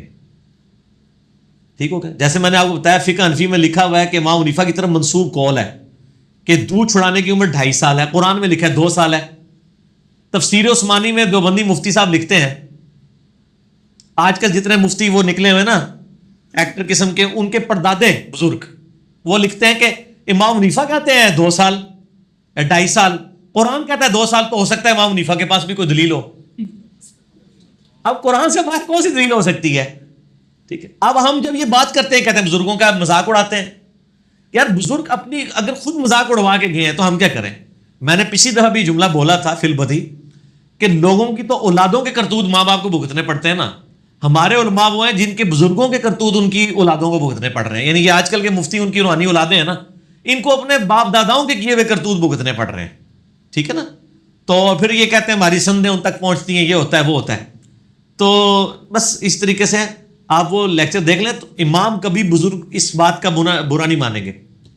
آپ دیکھیں کوئی بہت بڑا بزرگ ہونا، ٹھیک ہے، کسی مجلس میں اس کے لیے نعرے لگ رہے ہوں فلاں فلاں فلاں فلاں، تو آپ جا کے اس کے مریدین کے سامنے کہتے ہیں یار کیا ہے اس کو، یہ اللہ کا بندہ ہی ہے نا، تو مریدین آپ کا اکرام مسلم کریں گے. حالانکہ اللہ کا بندہ ہونا خود کتنی بڑی ٹائٹل ہے، لیکن وہ کہے گا صرف اللہ کا بندہ کا ہے. اور قرآن حکیم میں سورہ نساء میں آیا ہے کہ عیسیٰ ابن مریم کبھی اس بات پہ آر محسوس نہیں کریں گے کہ لوگ انہیں کہیں کہ وہ اللہ کے بندے ہیں، اور نہ کوئی فرشتہ کرے گا. پھر اللہ تعالیٰ فرماتا ہے اگر کوئی فرشتہ کوئی پیغمبر اس بات سے آر محسوس کرے کہ وہ اللہ کا بندہ ہے تو ہم اسے قیامت الدین پھر پیش کریں گے دوزخ کے اوپر، لے آئیں گے اسے. یہ بفرض محال ہے، ٹھیک ہے. اور یہاں آپ کسی کو کہیں، وہ کہتے ہیں جی آپ نے نام ہی بڑا مختصر لیا ہے، کتنے کا بعد لگا کے دمیں لگا کے وہ نام بھی اتنے وہ مطلب خوشو خضو سے لے رہے ہوتے ہیں کہ پتہ کہ آگے بس دروشی پڑھ نہیں رہ گیا. یقین کرو، ٹھیک ہے نا. ہمارے شیخ الہند، ہمارے جو ہے وہ مفتی اعظم ہند، ہمارے مفتی اعظم پاکستان، جو فلاں حضرت کے خلیفہ، ان کے جو خلیفہ تھے وہ ان کے خلیفہ کے وہ خلیفہ تھے، ان کی وہ یہ بھی تھی. وہ بندہ کہندا یار خدا دا میں اپنا شجرہ نسب اپنے کول رکھو، اللہ دے بندو یہ جو جگہ سی تانوں کوئی شجرہ نسب کو خلفائے راشدین دا یاد ہوندا، وہ پتہ ہی نہیں ہوندا. ٹھیک ہو گیا. اگلا کویشچن بڑا دلچسپ ہے علی بھائی. علی بھائی آپ دلچسپ نہیں کریں گے، ہم ان کو بنا دیں گے کیونکہ نہ میں بابی، نہ میں بابی، میں ہوں مسلم علمی کتابی.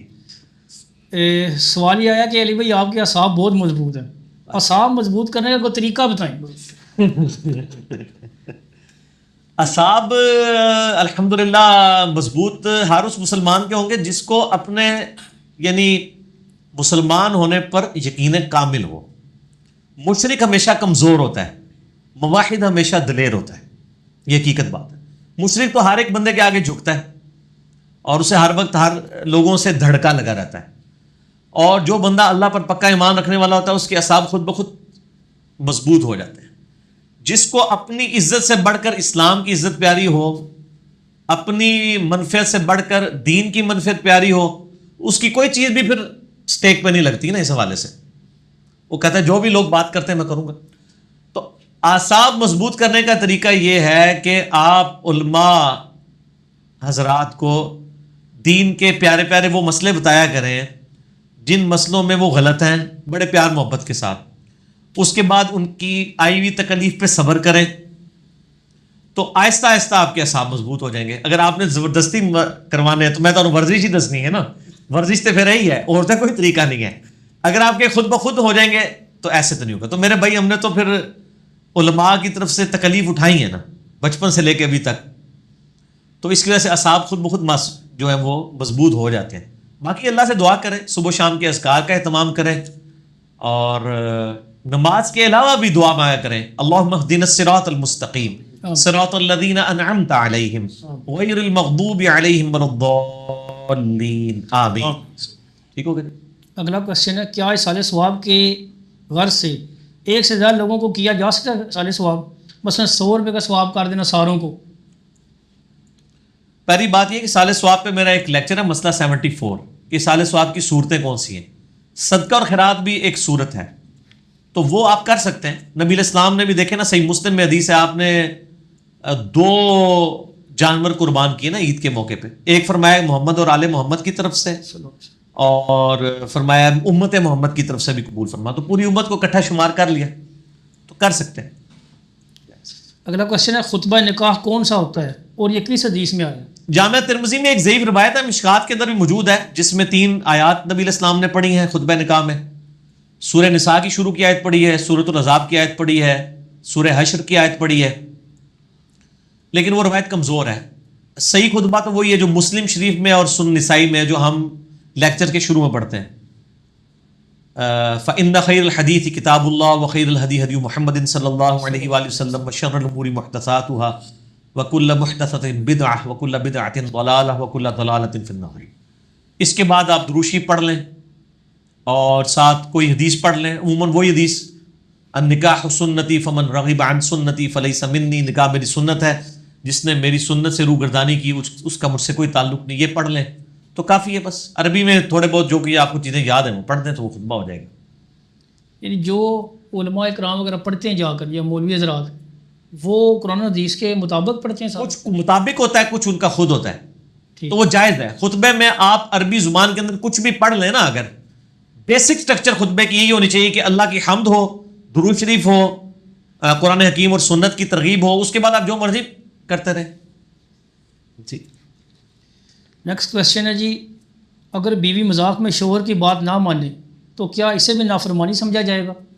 اگر خاوند اسے مذاق ہی سمجھ رہا ہے تو پھر تو نافرمانی نہیں ہوگی, لیکن بیوی خام خواہ اسے مذاق سمجھتی آ رہی ہے اور خاوند اور لیا ہوا ہے سیریس, پھر تو گناہ ہی ہوئے گا نا. ٹھیک ہے. اچھا, اگلا کویشچن ہے, کیا نکاح نامے میں تمام شکے قرآن و سنت کے مطابق ہیں؟ نہیں ہے قرآن و سنت کے مطابق. یہ جو معجل غیر معجل والا معاملہ کیا ہوا ہے انہوں نے, اصولاً تو اسلام میں ایک ہی حق میں ہے, وہ آپ نے بیوی کے قریب جانے سے پہلے اس کو ادا کرنا ہے. ٹھیک. اس میں مزید وہ کہہ رہا ہے کیونکہ عورت کو طلاق کا حق کے حوالے سے شکے شامل ہیں. غلط ہے, نہیں ہونی چاہیے. ٹھیک. طلاق جو ہے وہ مرد کا ہی حق ہے, اسی کو دینا چاہیے. عورت کا حق الگ سے ہے, وہ کھلا ہے, وہ مرد کی اجازت کے بغیر بھی کھلا لے سکتی ہے. عدالت میں جا کے عدالت اس کو بلا کے ایک مرد کو کہہ سکتی ہے میرا نکاح خلا طلاق کے اوپر, یعنی کلپ موجود ہے. بعض لوگ کہتے ہیں کہ جی وہ جب تک فقہ حنفی کا یہ مسئلہ ہے نا کہ جب تک مرد طلاق نہ دے تو عورت علیحدہ ہو ہی نہیں سکتی, غلط ہے, ورنہ تو خلا کا کنسیپٹ ہی ختم ہو جائے گا. Without any reason. Without any reason. سب سے بڑی ریزن یہ ہے کہ وداؤٹ اینی ریزن لے لے وہ. ٹھیک. خطرناک معاملہ ہے. جی ہاں, وہ کہہ رہی میں تیرے ساتھ نہیں رہنا.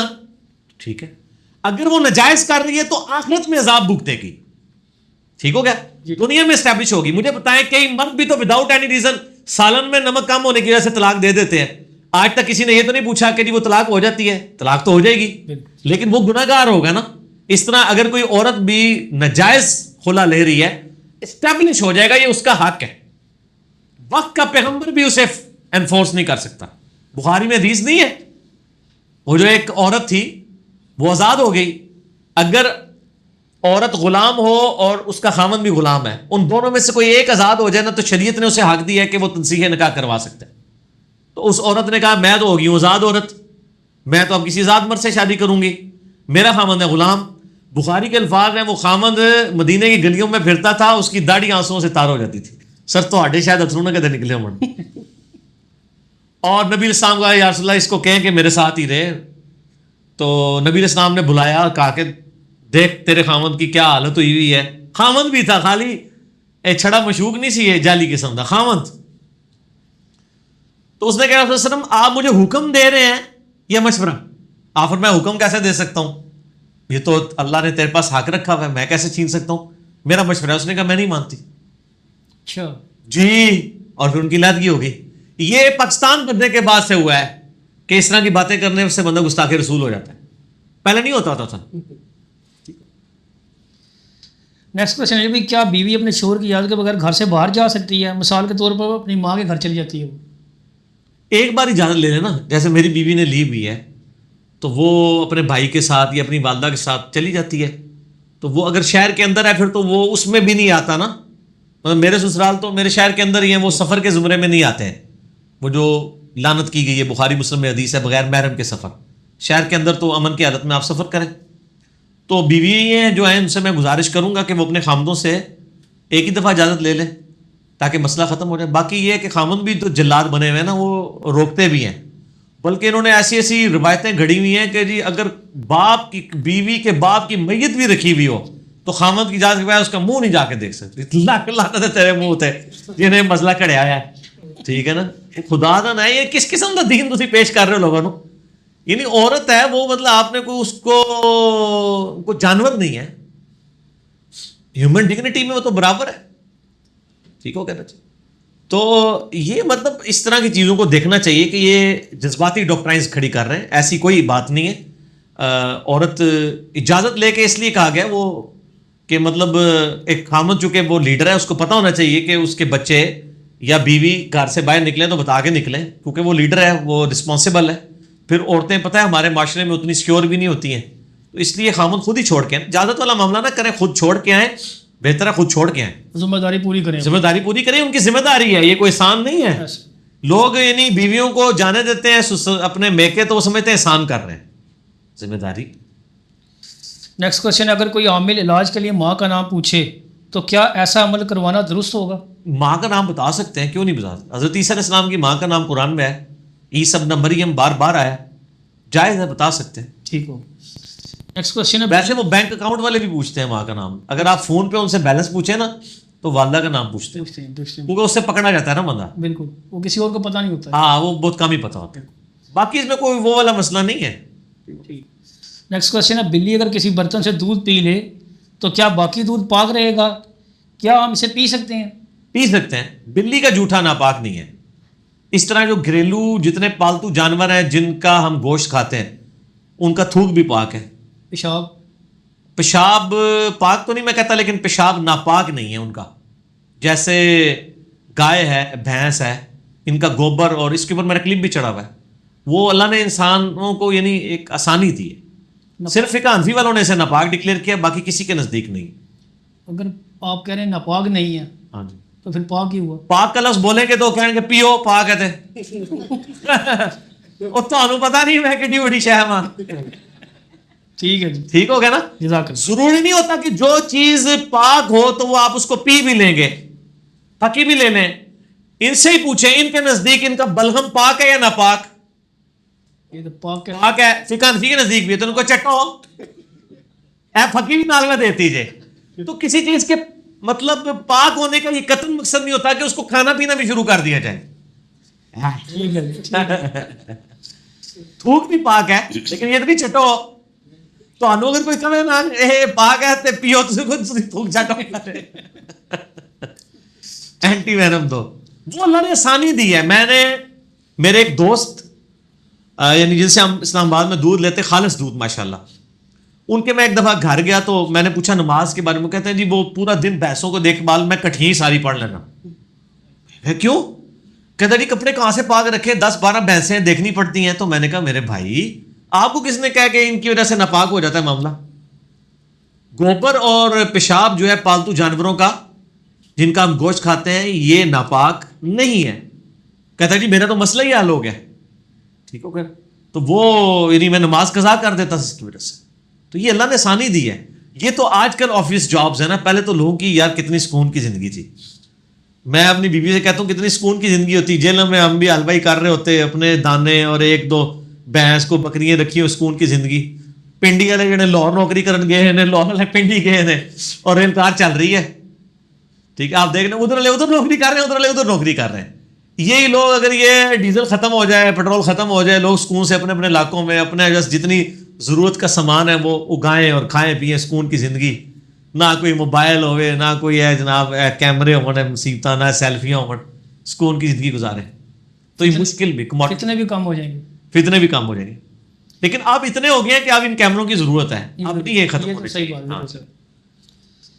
نیکسٹ کوشچن ہے علی بھائی، آپ نے اپنے ایک لیکچر میں کہا تھا کہ پگڑی صرف کالی اور سفید سنت سے ثابت ہے، جبکہ سنن نبی داؤد میں حدیث نمبر 4064 کے تحت اپنی پگڑی کو زرد رنگ سے رنگنا، تو کیا یہ بھی سنت ہے؟ دیکھیں یہ میرا کلپ جو پگڑی والا نا وہ پورا 28 منٹ کا کلپ ہے، جس میں میں نے بتایا تھا کہ تمام لباس مرد پہن سکتا ہے، سرخ بھی، زرد بھی، اور پگڑیاں بھی. میں نے تو بارہا لیکچر میں کہا آپ گرین پہنے، زرد پہنے، ساری پہنے، کوئی مسئلہ نہیں ہے. حلال اور حرام کا تو مسئلہ ہی نہیں ہے. میں نے کہا تھا کہ سنت میں نبی صلی اللہ علیہ وسلم سے 2 کلر ثابت ہیں، بلیک اور وائٹ. ٹھیک ہو گیا. یہ جو زرد والی حدیث بتا رہے ہیں نا ابو داؤد کی، یہ حدیث صحیح بخاری میں بھی ہے، اور میں نے یہ اس لیکچر میں بیان کی بھی ہے کہ عبداللہ بن عمر کہتے ہیں کہ میں داڑھی کو زرد کرنے کو پسند کرتا ہوں، کیونکہ میں نے نبی علیہ السلام کو داڑھی زرد کرتے ہوئے دیکھا ہے. اور نبی علیہ السلام جب یعنی داڑھی زرد کرتے تھے تو آج وسلم وہ زردی کو اپنے کپڑوں پہ بھی اور پگڑی پہ بھی مل لیتے تھے. اچھا، یہ اس کانٹیکسٹ میں ہے. یہ نہیں ہے کہ آپ نے زرد کلر کی اسپیشل پگڑی باندھی ہوئی ہوتی تھی، یعنی وہ داڑھی کا جو زرد رنگ ہے وہی کپڑوں پہ بھی آپ کو زرد رنگ پسند تھا. یعنی وہ زرد کلر آپ کہہ لیں ڈارک یلو جسے کہتے ہیں. تو پہلے یلو پہنے، یار پگڑی پہنے، آپ یلو پہنے، آپ گرین پہنے، آپ جس مرضی رنگ کی پہنے. میں تو شروع دن سے قائل ہوں. یہ تو لال رومال والوں نے کہا کہ گرین پگڑی پہننا غلط ہے. میرا کلپ تو لاکھوں لوگوں نے دیکھا ہے. میں نے ثابت کیا کہ نبی علیہ السلام نے تو گرین کلر کے کپڑے بھی پہنے ہیں. ابو داؤد ترمذی میں حدیث ہے. ہم نے تو کبھی بھی اس کو ناجائز نہیں کہا. وہ جو زرد کلر والا ہے نا وہ وہ اسپیسیفک زرد کلر نہیں، مطلب وہ رنگنے کے اعتبار سے اگر کوئی پوری بھی پگڑی سفید زرد رنگ کر کے پہن لے تو پہنے ضرور، لیکن آپ کا عمومی عمل جو ہے وہ بلیک اور وائٹ ہی ہے. کوئی رنگ منع بھی کیا جیسے کہ اورنج رنگ؟ اورنج رنگ جو ہے نا وہ صرف اس کا احرام پہننے سے منع کیا گیا. ٹھیک ہو. اورنج نہیں ہے، وہ زعفرانی کلر ہے. زعفرانی کلر وہ ہوتا ہے جیسے کسی بندے کی داڑھی کو آپ زرد دیں نا تو وہ زعفران کا کلر ہے، یعنی آپ سمجھ لیں کوئی اینٹ کا کلر اور یلو کلر کے درمیان میں کر کے ہوتا ہے. ٹھیک ہو گیا. وہ زعفران آپ جا کے دیکھ لیں، اس کا بھی احرام بنا ہے، عام حالت میں وہ بھی پہننا جائز ہے، کوئی کلر من پتہ نہیں جی چشتی کا رنگ چھڑا. نیکسٹ کوشچن علی بھائی، کاروبار کرنے کے اسلامی رولز کیا ہے؟ بنیادی اصول تو یہی ہے کہ غرر نہ ہو، دھوکہ نہ ہو، سودی کام نہیں ہونا چاہیے، بس اللہ اللہ خیر سب. دھوکہ نہ ہو، دنیا جہان کی چیز اس میں شامل ہے. باقی یہ کوئی نہیں ہے، یہ اصول میں لوگ پوچھ رہے ہوتے ہیں نہیں پروفٹ کتنا لیں، اور جتنا مرضی لیں. بلیک مارکیٹنگ نہیں ہونی چاہیے، دھوکہ نہ ہو، بلیک مارکیٹنگ نہ ہو. یہ نہ ہو پوری مارکیٹ کا آلو اٹھا کے آپ 1000 روپے کلو آلو بیچ رہے ہیں، آپ 1000 روپے بیچیں، آپ سے لے گا ہی کوئی نہیں، لوگ 40 والا لے لیں گے. بلیک مارکیٹنگ نہ کریں، پروفٹ آپ جتنا مرضی. یہ جو لوگ کہتے ہیں نا اتنے % پروفٹ لیں، اتنا نہیں، غلط ہے، یہ ہو نہیں سکتا. میں آپ کو بتاؤں اسلام آباد میں سبزی منڈی ہے، اس کے قریب جو سیکٹر ہے اسلام آباد کا I-10 ہے. I-10 میں جو سبزی بیچ رہا ہے وہ پیدل بھی سبزی منڈی سے آلو اٹھا کے لے کے جا سکتا ہے، اتنا قریب ہے. اور F11 وہاں سے آلموسٹ آپ سمجھ لیں 6-7 کلومیٹر دور ہے. وہاں پہ ایلیٹ کلاس رہتی ہے. اب ایک بندہ 7-8 کلومیٹر سے گاڑی لے کے آتا ہے، پٹرول چلے گا، یہاں سے وہ اٹھاتا ہے آلو، وہاں جا کے بیچتا ہے. وہاں پہ دکان کا کرایہ بھی 30,000 روپے ہے، I-10 میں کرایہ 10,000 روپے ہے. تو سر آپ یہ ظلم تو نہ کریں کہ یہ بھی 30 روپے کلو آلو بیچے اور وہ بھی 30 روپے بیچے، تو کرایہ کہاں سے نکالے گا؟ یہ آپ باؤنڈ کر ہی نہیں سکتے کسی کو. صرف بلیک مارکیٹنگ نہ ہو اور دھوکہ نہ ہو، غرر جسے کہتے ہیں. آپ جو مرضی کریں، آپ بے شک 1 روپے کی چیز لاکھ روپے کی بیچیں، آپ سے لے گا ہی کوئی نہیں. وہ اللہ نے چیک نیچرل رکھا ہوا ہے. اگر آپ کہیں گے کہ جی میں یہ چیونگم جو ہے یہ میں 1000 روپے کا چیونگم بیچوں گا، تو بیچتے نہیں، آپ سے کون لے گا؟ لیکن اگر آپ پوری مارکیٹ سے چیونگم اٹھا لیں اور پھر آپ 1000 روپے کا بیچیں تو یہ اب پھر دھوکہ ہو جائے گا. بلیک مارکیٹنگ ہے وہ. بلیک مارکیٹنگ اور غرر، دھوکہ نہ ہو، تیسری چیز سود نہ ہو. یہ 3 چیزیں نہیں ہیں تو دنیا کا ہر کاروبار حلال ہے. ٹھیک ہے جی، جزاک اللہ. نیکسٹ کوشچن ہے، کیا شیاطین کو اتنی استعداد ہے کہ وہ کسی کے گھر سے کچھ چرا کر لے جائیں؟ فزیکل تو نہیں ہے، ان کا سارے حملے انٹلیکچوئل ہوتے ہیں. اگر یہ سمجھتے ہیں استطاعت ہے، جو یہ دعویٰ کرتا ہے نا، تو اسے میں کہتے ہیں اسٹیٹ بینک سے ڈالرز اٹھا کے بتا دیں. پاکستان سے اسٹیٹ بینک نہیں، امریکہ دے. اسی اتنے مقروض ہوئے ہیں، ساری گورنمنٹ کہہ رہی ہے 12 ارب ڈالر لینے IMF تو 12 ڈالر ایک جی نہیں بھرتی کر لو. ایسے دنیا کا نظام چل ہی نہیں سکتا، کچھ بھی نہیں ہوتا. انٹلیکچوئل ہوتا ہے، صرف ذہنی دباؤ ہوتا ہے، اس سے وہ کام ہو جاتا ہے. باقی یہ نہیں ہوتا کہ فزیکلی کریں. تو جن جو ہے وہ نہ تو تالا توڑ سکتے ہیں، تالا کیا دروازہ بسم اللہ پڑھ کے آپ پھیرتے وہ دروازہ بھی نہیں کھول سکتے. ٹھیک ہو گیا. کسی جسم کو استعمال کر سکتے ہیں؟ ہاں کسی کو استعمال کر لیں، لیکن جس کو استعمال کریں گے انہیں مرنا کہ جا کے اتنے بینک جائے گا تو گولی لگے گی انہوں، پھر جن نہیں بچا سکتا. ٹھیک ہے. نہ CCTV کیمرے میں وہ غائب کر سکتا ہے اس کو، وہ تو آئے گا کہ جی کون آیا ہے بندہ. ورنہ تو دنیا کا نظام ہی تل پٹ ہو جائے. اللہ تعالیٰ نے جنات کو طاقت ضرور دی ہے، لیکن انسانوں میں اس قدر انفلوئنس نہیں ہے ان کا کہ وہ اس طریقے سے کام کروانا شروع کرتے. ادروائز میں کہتا ہوں یہ جنات کے ذریعے نبی علیہ السلام کے خلاف جو گستاخانہ ویڈیوز ہیں یہ ڈیلیٹ کرا دیں، یا وہ یوٹیوب نے جو ہارڈ ڈسک وہاں رکھی ہوئی ہیں ایکڑز کے اوپر، کوئی انجینئر صاحب نے جتنے اسٹوریج ہے وہی چک دے ہو یار، کم مولوی نے سکون نہ زندگی گزارن. اب مولوی کی بیماری ہے تو وہ ٹھیک ہو جائیں جی. ہاں ڈیلیٹ کرا دیں، ایک نگاہ ہی مار دو یوٹیوب تے، میرے سے نہ مارنا، مہربانی کرو یوٹیوب تے ہی مارو. نیکسٹ کوشچن ہے بھائی، شادی میں لڑکی کو قرآن کے سائے میں رخصت کرنا کیسا ہے؟ یہ مطلب ایک ٹریڈیشنل لوگوں نے بنایا ہوا ہے، اس کے اوپر کوئی حرمت کا فتویٰ تو نہیں لگ سکتا. شکر ہے قرآن میں ہی کر رہے ہیں، وید کے نیچے نہیں بھیج رہے ہیں. تو یہ اس کو میں نے اسلام بنا کے نہیں، ایک ٹریڈیشن کے طور پہ اگر کوئی کرتا ہے اس طرح بھی بیٹی کو قرآن گفٹ کرنا شادی کے موقع کے اوپر، ترجمے نہ کرو بھائی، خالی کرنے کی ضرورت کوئی نہیں ہے، ترجمے والا گفٹ کریں. بشتی زیور غائب تو کرتے ہیں نا؟ ہاں بیشتی زیور کرتے ہیں، اس میں بریانی بنانے کا طریقہ لکھا ہوا ہے نا، کوفتے بنانے کا طریقہ لکھا ہوا ہے، اور کافی کچھ لکھا ہے، وہ اس لیے کرتے ہیں. وہ کافی کچھ میں سے کچھ بتائیں گے کیا لکھا ہے اس میں؟ بہت بہت گندی گندی باتیں لکھی ہوئی ہیں وہ، مطلب چونکہ ہماری ویڈیوز جو ہیں وہ پڑھے لکھے لوگ دیکھتے ہیں، اس لیے ہم وہ گندی گندی باتیں ریپیٹ نہیں کر سکتے. اچھا، اس کے لیے آپ خود ہی کھول کے پڑھ لیں. ٹھیک ہے جی. نیکسٹ کوشچن ہے گالی دینے سے قبر میں بچھو والی حدیث ٹھیک ہے یا غلط ہے یہ؟ نہیں، کوئی نہیں ہے اس طرح کی حدیثیں صحیح نہیں ہے، بس یہ ہے کہ گالی دینا حرام ہے، simple is that. Next question ہے برائی سے کیسے بچا جا سکتا ہے؟ برائی سے بچنے کا بڑا آسان طریقہ ہے، روزانہ جو ہے وہ 1 منٹ کے لیے موم بتی کے فلیم کے اوپر اپنا ہاتھ رکھا کریں، ایسے کر کے جلا کے. ٹھیک ہے، جب آپ کی پریکٹس ہو جائے تو آپ پھر اللہ سے کہیں گے ہاں میرا ہاتھ برداشت کر لینا ہے. یہ تو ہم نے فارمولہ بتایا. خوف خدا ہی ظاہر ہے ذریعہ ہے، اس کے علاوہ تو کوئی ذریعہ نہیں. اپنے آپ کو محاسبہ اپنا کرتے رہیں کہ میں تو یعنی ایک پاؤں میں کانٹا چبھنا برداشت نہیں کر سکتا، میں تو موم بتی کے اوپر ہاتھ نہیں رکھ سکتا، میں تو گرم فرش کے اوپر پاؤں نہیں رکھ سکتا. آپ دیکھیں نا، کبھی آج کل آپ کو نماز پڑھنے کے لیے کسی ایسی مسجد میں جانا پڑے جس میں آپ کو 10-12 فٹ ہی گرم زمین سے گزرنا پڑے، لگ پتہ جاتا ہے.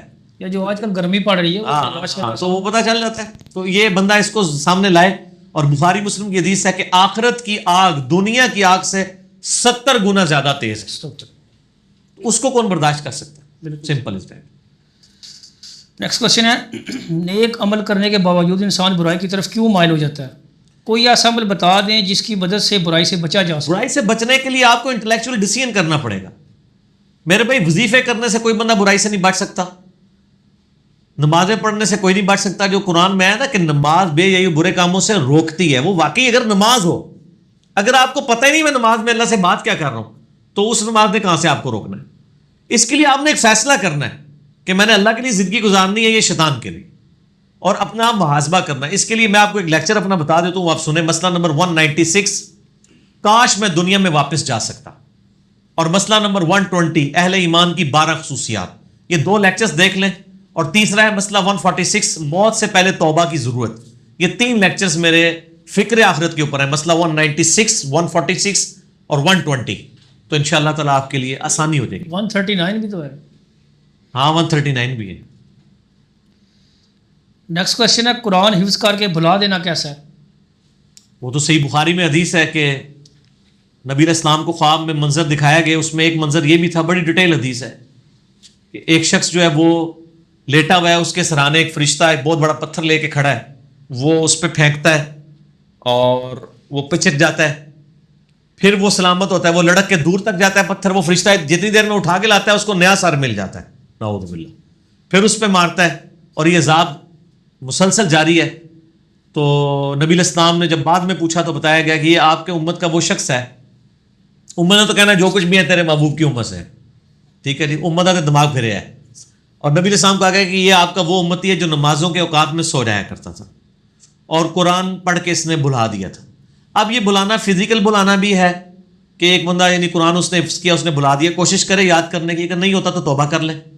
اور ایک ہے کہ قرآن کی تعلیمات کو اس نے پسے پش ڈال دی ہے، جو سورۃ الفرقان کی آیت نمبر 30 ہے، وقال الرسول یا ربی ان قوم اتخذوا هذا القرآن مہجورا. نبی علیہ السلام شکایت کریں گے، اللہ میری امت نے، میری قوم نے قرآن کو پیٹ کے پیچھے ڈال دیا تھا، یعنی قرآن کی تعلیمات کو پشت کرتی تھی.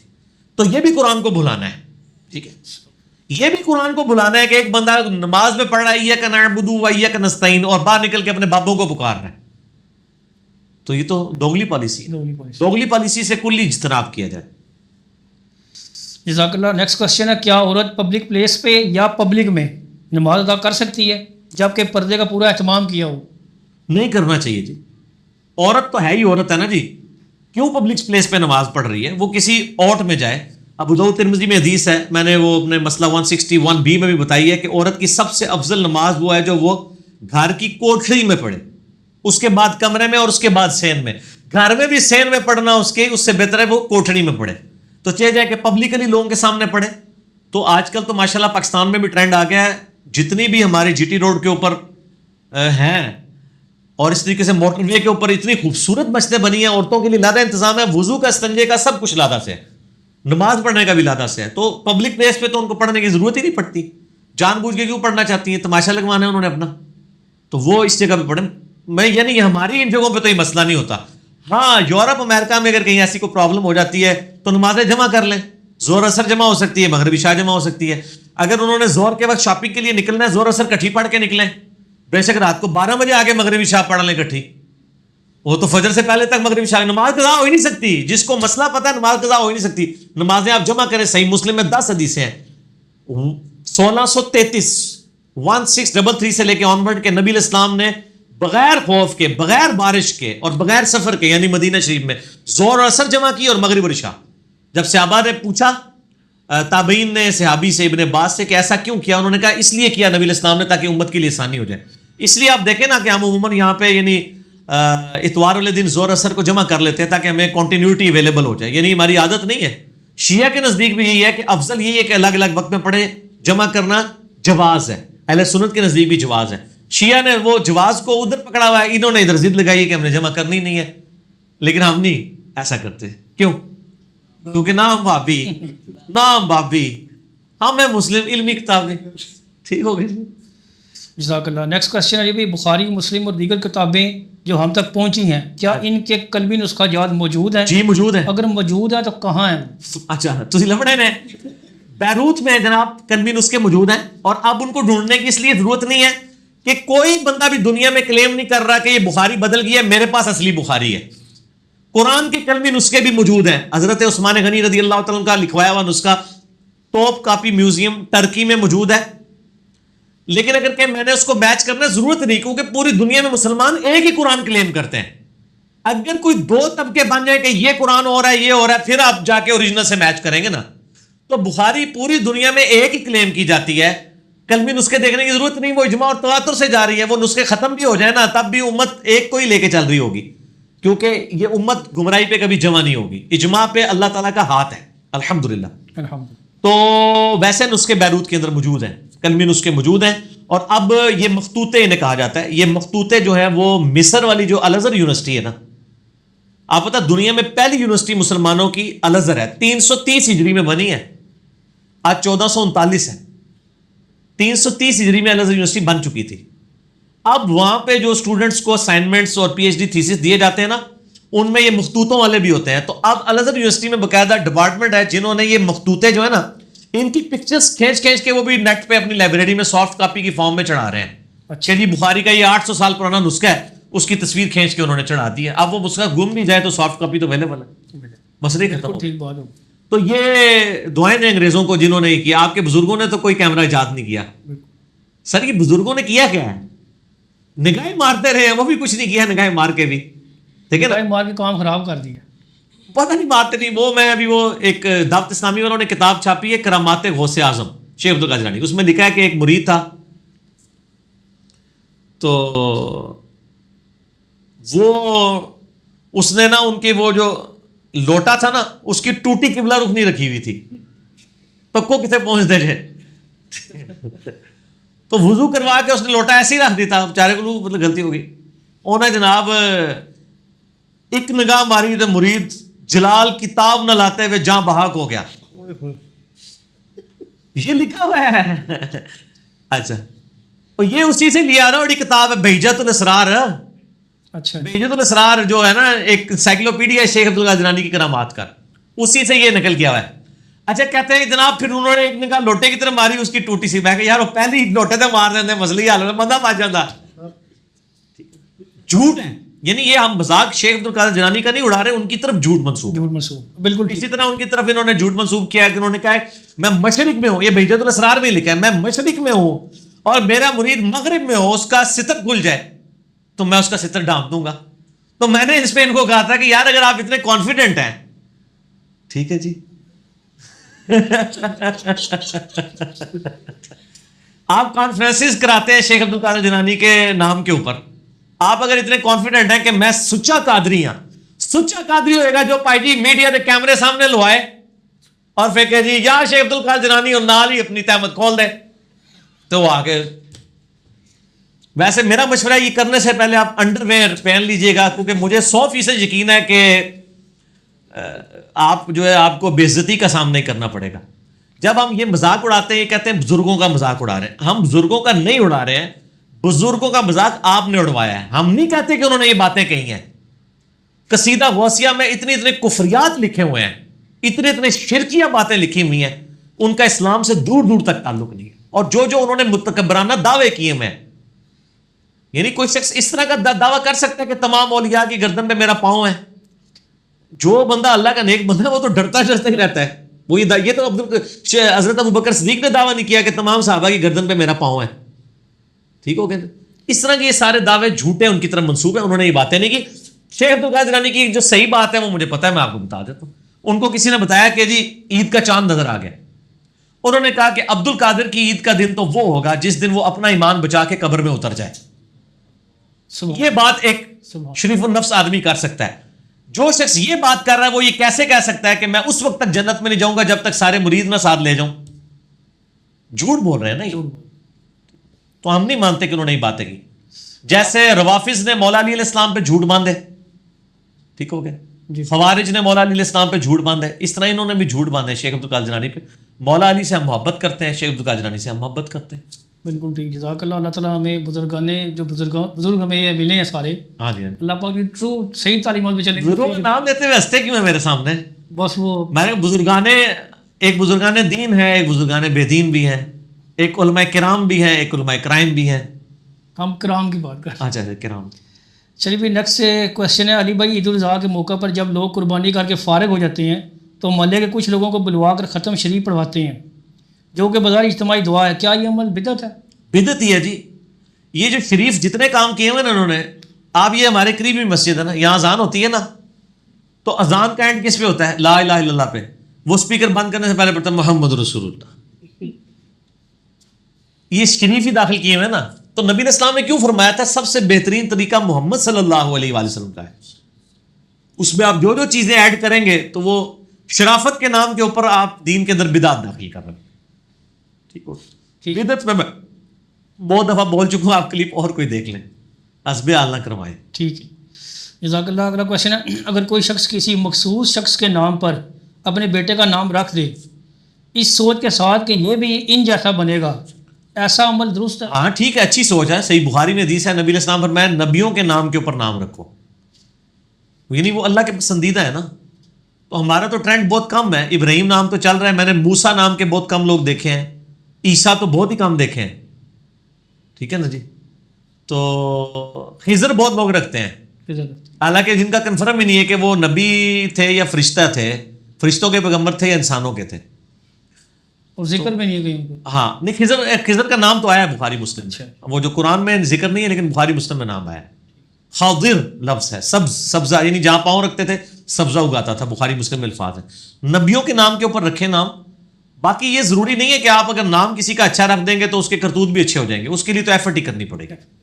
اس امت کا سب سے بڑا بدبخت وہ ہے جس کا نام اس امت کا بہترین نام ہے. کون سا نام ہے امت میں بہترین نام؟ صحیح مسلم میں حدیث ہے، دو نام اللہ کو سب سے بڑھ کر محبوب ہے، عبداللہ اور عبد الرحمن. تو عبداللہ ابن ابئی، ابئی تو اس کا باپ تھا نا، اس کا نام تو عبداللہ تھا نا. اس امت کا سب سے بدبخت انسان، ابو جہل سے بھی بڑا بدبخت، منافق، رئیس المنافقین، جس کے بارے میں اللہ تعالیٰ نے نبی علیہ السلام کو فرمایا کہ آندہ کس کی قبر پہ بھی نہیں جانا، جس کا جنازہ بھی پڑھایا اور کہا 70 دفعہ بھی پڑھو گے تب بھی میں معاف نہیں کروں گا. اس کا نام بھی عبداللہ تھا. تو نام نے تو کوئی فائدہ نہیں دیا. ایون نبی علیہ السلام کے بخاری مسلم میں آتا ہے آپ نے لعاب دہن اس کے منہ میں ڈالا کیونکہ اس کا بیٹا صحابی تھا، اس کا نام بھی عبداللہ تھا. اس کی تعریف قلب کے لیے اپنا کرتا دے دیا، خود جنازہ پڑھایا، دفنا دیا، تب بھی اللہ نے قرآن میں کہا کوئی بخشش نہیں. 70 دفعہ بھی مانگو نا دعا تب بھی بخشش نہیں. ٹھیک ہے جی. یہ سموسوں کا وقفہ ہے. سموسوں کا وقفہ کتنے رہ گئے؟ 3 کویشچن ہے. 3 سوال. 2 منٹ یار رک جائے. 3 سوال ہو لینے دو. ٹھیک ہے. میرے اللہ ہو انہاں نوں دیو تسی سموسے. سموسا ہاتھ کار وال تے دل یار وال. ٹھیک ہو گیا جی. تے ہاتھ نہ سموسا کھائیو، خوشو خوشو نہ سموسے بھی نہ وٹ جانا، لیکن تک کے بھی کھانا کدھر کوئی اور شے نہ ہوئے. اچھا یہ سوال رہ گیا جی، ختم کریں جی. اچھا ہو گیا جی، 5:45 تک ختم ہو جائیں گے. اگلا کویشچن ہے بھائی، اسلام میں جوانی اور جوانی کی عبادت کی فضیلت اور اہمیت کیا ہے؟ بہت اہمیت ہے. پہلے تو قرآن میں ہے نا، لن تنالوا البر حتی تنفقوا مما تحبون. سورہ النساء میں پارہ نمبر 4 کی پہلی آیت ہے. تم کبھی بھی نیکی کا اعلیٰ ترین درجہ حاصل نہیں کر سکتے جب تک کہ پسندیدہ چیز اپنے رب کو نہ دو. تو انسان کی زندگی میں سب سے پسندیدہ چیز اس کی جوانی ہے. در جوانی توبہ کردن شیوہ پیغمبری کیوں کہا گیا ہے؟ کہ جوانی میں توبہ کرنا یہ پیغمبروں کا شیوہ ہے. پھر بخاری اور مسلم دونوں میں حدیث ہے 7 لوگوں کو اللہ کے عرش کا سایہ نصیب ہوگا اس دن جب کوئی اور سایہ نہیں ہوگا. ان میں سے ایک شخص وہ بھی ہے جس نے جوانی میں توبہ کی. یہ مشکات میں آپ کو کتاب المساجد میں مل جائے گا, 701 نمبر حدیث ہے, بخاری مسلم دونوں میں موجود ہے. جزاک اللہ بھائی. نیکسٹ کوشچن ہے, زندگی میں ہر طرف سے ناکامی نظر آ رہی ہو تو ایسی حالت میں انسان کیا کرے؟ جب انسان کو ہر جگہ ناکامی نظر آ رہی ہو نا, تو اس شخص کا تصور انسان ذہن میں لے کر آئے جس نے ناکامیوں کے بعد کامیابی حاصل کی ہو, اور ایسے اعلیٰ درجے کی کامیابی کہ ویسی کامیابی کسی نے نہ حاصل کی ہو. وہ نبی صلی اللہ علیہ وسلم کی مبارک ساتھ ہے. دیکھیں نا, 13 سال تک تکلیفیں اٹھائیں, بچیوں کو طلاق ہوئی, آپ پہ اجڑیاں پھینکی گئیں, ہمیں تو عشر شیر بھی نہیں. کریں اور صبر کریں, اور وقت سب سے بڑا مرہم ہے. فٹ ان دا سسٹم, جو آپ کو اللہ نے حالات و واقعات دیے نا اس میں بیسٹ پرفارم کرنے کی کوشش کریں. آپ غم کھانا شروع کریں گے, اس کا کوئی اینڈ نہیں ہے.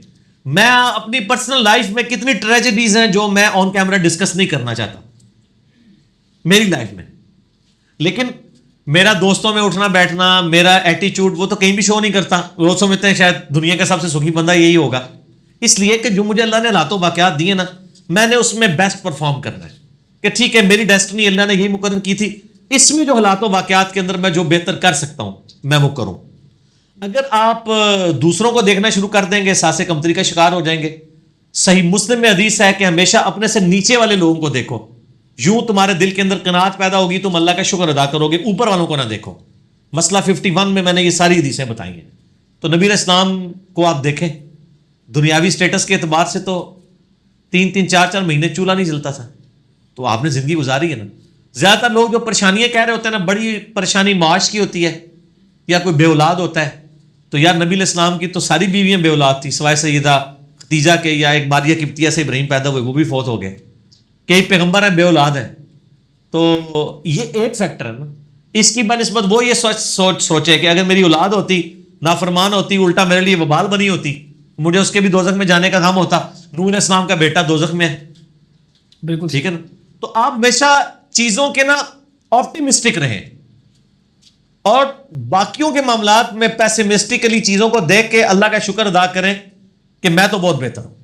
اور آپ دیکھیں, آپ جب اپنے آپ کو دیکھیں گے آپ کروڑوں نہیں اربوں سے بہتر ہوں گے. اربوں سے بہتر ایک مسلمان تو ہے نا. دنیا میں اربوں لوگ ہیں جن کے دل میں کلمہ نہیں ہے یار. میں کہتا ہوں ہر مسلمان اربوں سے بہتر ہے, بلینز آف پیپل سے بہتر ہے. اے عرب سعودی عرب والا نہیں ہے, دھوئے والا ہے. تو خیر ان والے اربوں سے بھی بہتر ہوں گے. کئی لوگ کہتے ہو جن کو جی بندہ مکے رہنا ساری نمازاں اتنے پڑھنا ہے. یہ تو اللہ کو پتا ہے کہ اس نے جو ایک نماز حرم میں پڑھ کے 10,000 نمازوں کا ثواب لیا, اور ایک پاکستان کی گرمی میں رزق حلال کمانے والا مزدور سڑک کے کنارے وضو کر کے بغیر جماعت کے کیولا روح نماز ادا کرتا ہے, اس کی ایک نماز ہو سکتا ہے اس کی 20 نمازوں سے وزنی ہو, کیونکہ قیامت الدن نیکیاں تولی جائیں گی, گنی نہیں جائیں گی کہ یہ 10,000 نمازوں کا ثواب ہے. اس کی ایک نماز 1,00,000 کے برابر ہو سکتی ہے تولنے میں, کہ اس کو اللہ نے جو گیون سرکمسٹانسز دیے تھے اس میں بیسٹ پرفارم کیسے کر سکتا تھا. جس طرح میں آج کل کہتا ہوں کہ آج کل ہمیں اللہ نے بیسٹ سرکمسٹانسز دیے ہیں دعوت و تبلیغ کے. ہمیں کسی سے پتھر نہیں کھانا پڑتا, چپ کر کے ویڈیو چڑھائیں, ویڈیو شیئر کرائیں, ٹھیک ہو گیا. گھر بیٹھے اے سی والے کمرے میں بیٹھ کے آپ ای میلز کے جواب دیں. ایک دین کا مسئلہ کسی کو بتانا 60 سال کی عبادت سے بھی بہتر ہے. یہ روایتوں کے اندر آتا ہے نا. روایتیں تو چھوڑ دیں, میں علا وجہ بصیرت کہتا ہوں کہ اگر کسی کے مسئلہ بتانے سے ایک بندہ دوزخ میں جانے سے بچ جائے تو میں کہتا ہوں اربوں سال کی عبادت سے بہتر ہے. نبی علیہ السلام کے ایک امتی کو گمراہی سے بچا کے آپ نیکی کی طرف لے اور اللہ کے ایک ناراض شدہ بندے کو اللہ سے ملا دیں, میں تو کہتا ہوں پوری زندگی کی کسی کی نمازیں لے لی جائیں, یہ نیکی اس پہ وزنی ہے. ٹھیک ہے, جزاکم اللہ. آخری کوشچن ہے, پاک اور ناپاک کپڑے اکٹھے دھو دیے جائیں تو انہیں پاک کرنے کا طریقہ کیا ہے؟ اگر اکٹھے دھو دیے نا ایک دفعہ, تو اس کے بعد آپ یہ کریں کہ ایک ٹب میں پانی لیں, اس کے بعد ٹوٹی کھولیں, اور جب ٹب اوور فلو ہونا شروع ہو جائے ٹوٹی بند نہ کریں, پانی اوور فلو ہوتا رہے, ایک ایک کر کے اس میں کپڑا ڈبوتے جائیں اور نکال کے دوسری جگہ رکھتے جائیں. وہ بہتا ہوا پانی شمار ہوگا دریا کی طرح, وہ ساتھ ساتھ گندگی اس کی نکلتی جائے گی. تو وہ اینڈ پہ ہی پاک کرنا چاہیے. گھر میں یہ تمیز کرنا مشکل ہو جاتا ہے. کپڑے کٹھے ہی دھوئیں, اس کے بعد اینڈ پہ ایک بار نتھار لیں چلتے ہوئے پانی کے اندر. ٹھیک ہو گیا؟ ٹھیک, صحیح ہو گیا. ہاں جی, مکمل ہو گیا جی. باقی سوالات انشاءاللہ وہ جو موزم بھائی نے بھی بھیجا ہوا نا پورا تھدا اس کو اگلی باری رکھیں جی ٹھیک کیونکہ آج بھی کافی لمبی ہوگی نشست. ٹھیک. ٹھیک ہے جی. اللہ تعالیٰ سے دعا ہے جو حق بات میں نے کہی اللہ تعالیٰ ہمارے دلوں میں راسخ فرمائے. اگر جس بات میں میرے منہ سے غلط بات نکل گئی تو اللہ تعالیٰ ہمارے دلوں سے معاف کر دے. ہمیں کتاب و سنت کی تعلیمات پر عمل کر کے دوسرے بھائیوں تک پہنچانے کی توفیق عطا فرمائے. سبحانک اللہم و بحمدک اشہد ان لا الہ الا انت استغفرک و اتوب الیک وما علینا الا البلاغ المبین. جزاک اللہ خیرا.